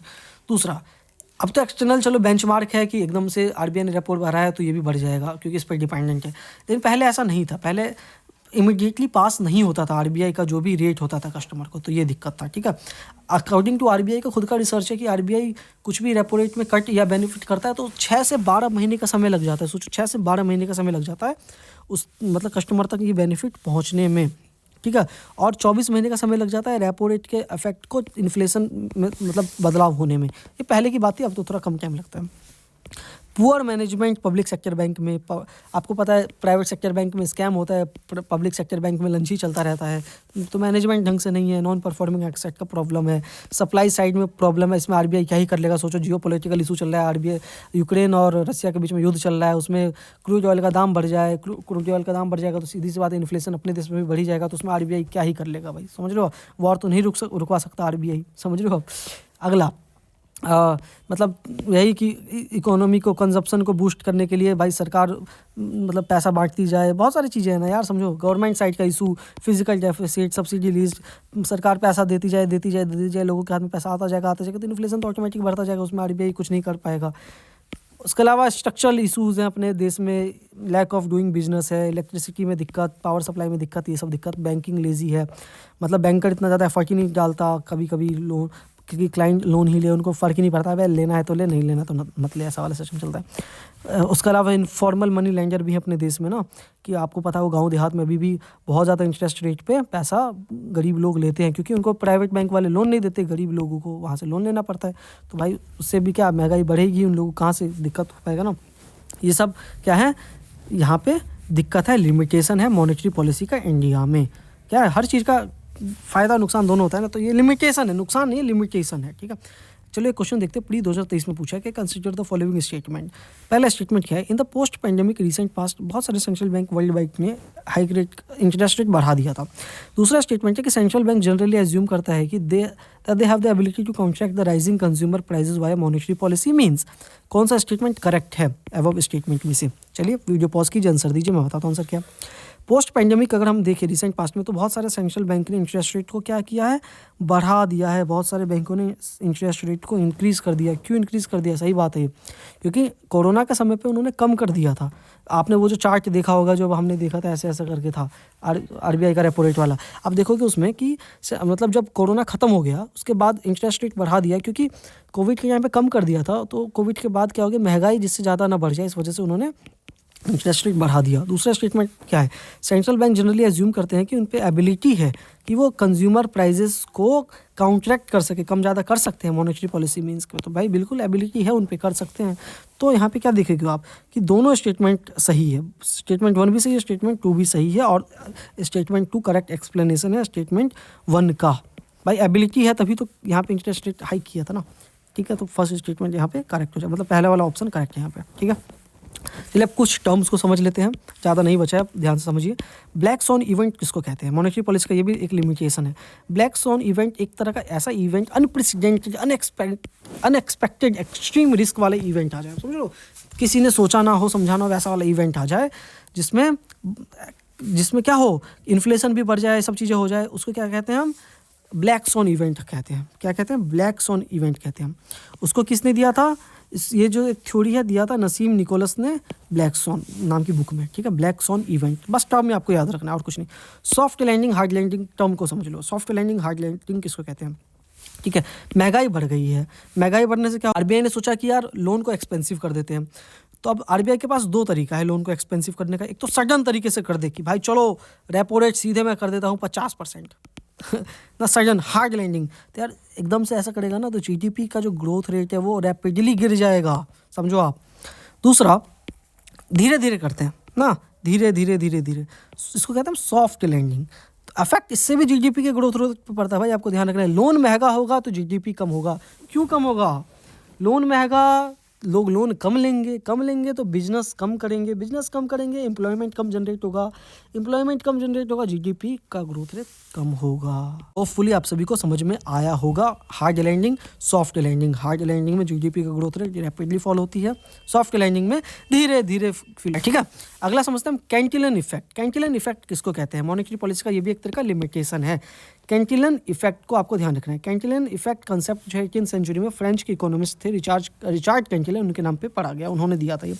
इसमें क्या होता है कि भाई मनी सप्लाई इंक्रीज हो गया, परचेजिंग पावर लोगों का जिन्होंने पहले रिसीव किया वो इंक्रीज हो गया at the cost of rest of people. ऐसा होता है या नहीं होता है? बिल्कुल होता है। क्या होता है असल में? ऐसा होना चाहिए कि आरबीआई ने मनी सप्लाई 1,000 रुपये से इंक्रीज़ किया तो वो भाई सब व्यक्ति में बराबर से बटे, रिच को भी पैसा मिले, गरीब को भी पैसा मिले, मिडिल क्लास को भी पैसा मिले। क्या असल में ऐसा होता है? नहीं होता है। असल में क्या होता है, अमीर आदमी को ज़्यादा पैसे मिल जाते हैं, गरीब को, सबसे गरीब को तो और कम, मिडिल क्लास को कम, गरीब को और कम मिल जाता है। इससे क्या होता है? इससे होता क्या है कि जो अमीर आदमी है वो पहले ही पैसा लेके बंगला ये सब परचेज कर लेता है, जिसका डिमांड बढ़ जाता है और रेट बढ़ जाता है, तो क्या मिडिल क्लास वाला व्यक्ति घर ले पाएगा? नहीं ले पाएगा। आप देखोगे दुनिया भर में घरों के प्राइसेस क्यों बढ़े हैं कि यार घर बनाने में क्या इतना रेट लगता है? क्या ज़मीन इतनी महंगी हो गई? बहुत सारी ज़मीन ऐसी पड़ी हुई है, फिर भी क्यों फ्लैट के दाम 1-1 करोड़ 2-2 करोड़ रुपए होते हैं? क्योंकि भाई डिमांड है, समझो आप, लेने वाले हैं। लेने वाले कौन है? पैसे वाले लोग हैं, उनके पास पैसा है, वो ले लेते हैं ताकि क्या हो, डिमांड बढ़ गया, पैसे वाले लोगों ने खरीद के रख लिया, अब गरीब व्यक्ति को ज़्यादा पैसे दे के परचेज़ करना पड़ेगा। समझ रहे हो आप, ये सिस्टम चलता है भाई। तो क्या सरकार कुछ कदम क्यों नहीं उठाती? भाई सरकार उठाती है, सरकार के भी कभी कभी बहुत सारे स्टेप्स इतने ग्राउंड लेवल पे अफेक्ट नहीं होते हैं, ठीक है। इससे रिजल्ट क्या, स्टैगफ्लेशन भी हो सकता है, यानी कि इन्फ्लेशन भी ज़्यादा हो गया, अनएम्प्लॉयमेंट भी ज़्यादा हो गया और जीडीपी का ग्रोथ रेट भी कम हो गया। स्टैगफ्लेशन नाम का टर्म आपको ध्यान रखना है। हाई इन्फ्लेशन, हाई अनएम्प्लॉयमेंट, लो ग्रोथ रेट, ठीक है। तो स्टैगफ्लेशन किसको कहते हैं, आपको ये टर्म ध्यान होना चाहिए। तो आपको कैंटिलन इफेक्ट समझ में आ गया होगा। कैंटिलन इफेक्ट क्या होता है कि जो लोग पहले पैसा जिनको मिल जाता है उनकी परचेजिंग पावर बढ़ जाती है दूसरों के मुकाबले में, ठीक है। आपको होपफुली समझ में आ गया होगा कैंटिलन इफेक्ट। अब समझते हैं, देखो यूएसए का क्वांटिटेटिव ईजिंग और फैक्ट टेपरिंग का इम्पैक्ट समझते हैं इंडिया पे। ये वैसे पुराना टॉपिक है, फिर भी आप जल्दी से समझा देता हूँ। क्वांटिटेटिव ईजिंग क्या था? इकोनॉमी बूस्ट करने के लिए यूएसए ने क्या किया, लोन को सस्ता बना दिया, यानी ईज कर दिया। क्वांटिटेटिव ईज, लोन को जब उन्होंने सस्ता किया तो बहुत सारे जो यूएसए वाले लोग हैं उन्होंने क्या किया, अपने सेंट्रल बैंक से लोन ले लिया 5% पे, और इंडिया की जो शेयर मार्केट जो कि 15% का रिटर्न दे रही थी उस पर इन्वेस्ट कर दिया। तो इंडिया की जो मतलब सोचो शेयर मार्केट है वो भी बूम कर रही थी कि भाई वाह, हमारे पास तो पैसा आता ही जा रहा है, आता ही जा रहा है। लेकिन यूएसए ने क्या किया, अपना जो मतलब लैंडिंग रेट है उसको बढ़ा दिया, एकदम से इंक्रीज़ कर दिया, जिसको क्या कहा, फेड टेपरिंग के नाम से कहा उन्होंने, 5 से 8%। और वहीं पे इंडिया का जो शेयर मार्केट है वो भी कम देने लग गई, मतलब सोचो प्रॉफिट। तो यूएसए वालों ने क्या किया भाई, कहा कि यार वहाँ पे हमको 8% देना पड़ रहा है, प्रॉफिट 4% का, निकालो पैसा निकालो, पैसा निकाल लिया भारत से अपने सेंट्रल बैंक में देने के लिए। समझ रहे हो आप। तो इससे क्या हुआ, इंडिया से जब पैसा उन्होंने निकाल लिया तो इंडियन इकोनॉमी पे इफेक्ट पड़ेगा नहीं, इंडियन जो शेयर मार्केट है वो और ज़्यादा गिरने लग गई, और इन्फ्लेशन क्या हो गया, बढ़ने लग गया। सोचो डॉलर का जो प्राइस, मतलब रुपये के कॉन्टेक्स्ट में डॉलर की वैल्यू भी इंक्रीज़ होने लग गई। समझ रहे हो। तो अभी हमने पहले, याद होगा आपको, अभी पढ़ा था कि जो बाहर के देशों का, मतलब यूएसए का मान के मेनली, वो उनका जो सेंट्रल बैंक कुछ भी कदम उठाता है उससे अपने देश की इकोनॉमी पे क्या इम्पैक्ट पड़ता है। तो ये देखो, ये इम्पैक्ट पड़ा, आपको समझ में आया क्या इम्पैक्ट पड़ा, क्वांटिटेटिव ईजिंग और फैक्ट टेपरिंग के जरिए। होपफुली आपको समझ में आ गया होगा। लिक्विडिटी ट्रैप किसको कहते हैं? लिक्विडिटी ट्रैप जो है, सबसे पहले इकोनॉमिस्ट जॉन माइनार्ड कीन्स ने इंट्रोड्यूस करवाया था लिक्विडिटी ट्रैप। इसमें क्या होता है लिक्विडिटी ट्रैप में, कि आरबीआई ने रेपो रेट कम किया, ठीक है, लेकिन बैंक वाले कम ही नहीं कर रहे हैं, बैंक वाले इंटरेस्ट रेट कम ही नहीं कर रहे हैं। क्यों भाई? इनका कहना है बैंक वालों का कि भाई हमको लोन देना है, मतलब सैलरी देनी है, रेंट देना है, मार्केटिंग करनी है, तो हम नहीं दे सकते भाई उनको ज़्यादा, मतलब कम में, सस्ते में पैसा नहीं दे सकते हैं, ठीक है। तो अब इससे क्या हुआ कि भाई, मतलब ये कहती है कि तुम, मतलब लोग कहते हैं कि तुम मुझको गुड सेविंग इंटरेस्ट रेट क्यों नहीं देते हो तुम, मतलब हम लोग कहते हैं इंटरेस्ट रेट अच्छा क्यों नहीं देते हो सेविंग पे। तो ये कहती है कि भाई मेरे को ज़रूरत ही नहीं है, क्योंकि आरबीआई मेरे को सस्ते में लोन दे रहा है। तो भाई हम लोग कहते हैं चलो छोड़ो यार, डिपॉजिट में क्या ही पैसा जमा करना, गोल्ड में, लैंड प्रॉपर्टी में पैसा मतलब ले लेंगे। इससे स्पेक्युलेटिव डिमांड ऑफ मनी क्या हो जाता है, बढ़ जाता है। स्पेक्युलेटिव डिमांड ऑफ मनी इस पिलर का पहला लेक्चर था, उसमें मैंने समझाया था आप सभी को, ठीक है। उसके बाद क्या होता है, फिर ये भाई कहते हैं अरे सर पैसा लीजिए ना। जब इकोनॉमी रिसेशन में चली जाती है तब ये इन लोग, बैंक वालों को बहुत फ़ोन आता है, सर प्लीज़ लोन लीजिए। अब फिर आप कहते हो कि भाई अब तो मेरे पास पैसा ही नहीं है, मैं अपना जॉब खो चुका हूँ, मेरे पास पैसा कहाँ से तुमको लोन रीपे करूँगा। समझ में आया सभी को। तो ये हो जाता है लिक्विडिटी ट्रैप, मतलब ना इधर का ना उधर का वाला ट्रैप में फंस गए। मतलब आरबीआई मनी सप्लाई बढ़ाता जा रहा है और ये जो इंटरेस्ट रेट था इस पर उसने डिक्रीज़ नहीं किया, क्योंकि लिक्विडिटी ट्रैप में हम फंस गए। इसको हम लिक्विडिटी ओवरहैंग भी कहते हैं। गाइस, तो अपना पिलर 182 फाइनली कंप्लीट हो चुका है, ठीक है। 182 कंप्लीट हो चुका है। फिर 1B1 हम देखेंगे, 1B2 देखेंगे, ठीक है। मैं आप लोगों की एक और चीज़ बता दूं, देखो पीसीबी जो हमने मतलब 2025 वाले प्रीलिम्स के लिए किया था, पीसीबी 12 जो हमने किया था, उसमें पिलर 3 तक हम ऑलरेडी कंप्लीट करवा चुके हैं। मतलब जिनको जल्दी देखना है वो आप प्लीज़ आप उन लेक्चर्स को भी देख सकते हो, कोई फ़र्क नहीं है भाई, बस थोड़ा बहुत करंट अफेयर ऐड हुआ है, क्योंकि मैंने खुद पढ़ा है दोनों पिलर, तो मैं बता रहा हूँ आपको ज़्यादा फ़र्क नहीं है। प्लीज़ आप उसको देख लीजिए और इनको आप 2x स्पीड पे देख लेना रिवीजन पर्पस से, ठीक है। लेकिन अगर आप नए पहली बार देख रहे हो इनको, तो प्लीज़ आप अच्छे से देखिए, 2 बार देखिए, 3 बार देखिए इस वीडियो को। होपफुली आपका आज का लेक्चर थोड़ा लेंथी था, लेकिन मज़ा आया होगा, समझ में आया होगा। आशा करता हूँ आप सभी यार सपोर्ट करोगे। अभी हमारे चैनल का पता आपको रीच कम है, इस वजह से थोड़ा वीडियो भी इसीलिए मतलब कम मैं बनाता हूँ, लेकिन आप ज़्यादा से ज़्यादा सपोर्ट करोगे, मोटिवेशन मिलेगा, वीडियो भी जल्दी आएगा। लाइक कीजिए, चैनल को सब्सक्राइब कीजिए, टेलीग्राम पे भी जाइए, उसके अलावा कमेंट भी कीजिए कुछ पूछना हो तो ना। ठीक है, मिलते हैं अपने अगले वीडियो में, तब तक के लिए बहुत बहुत धन्यवाद।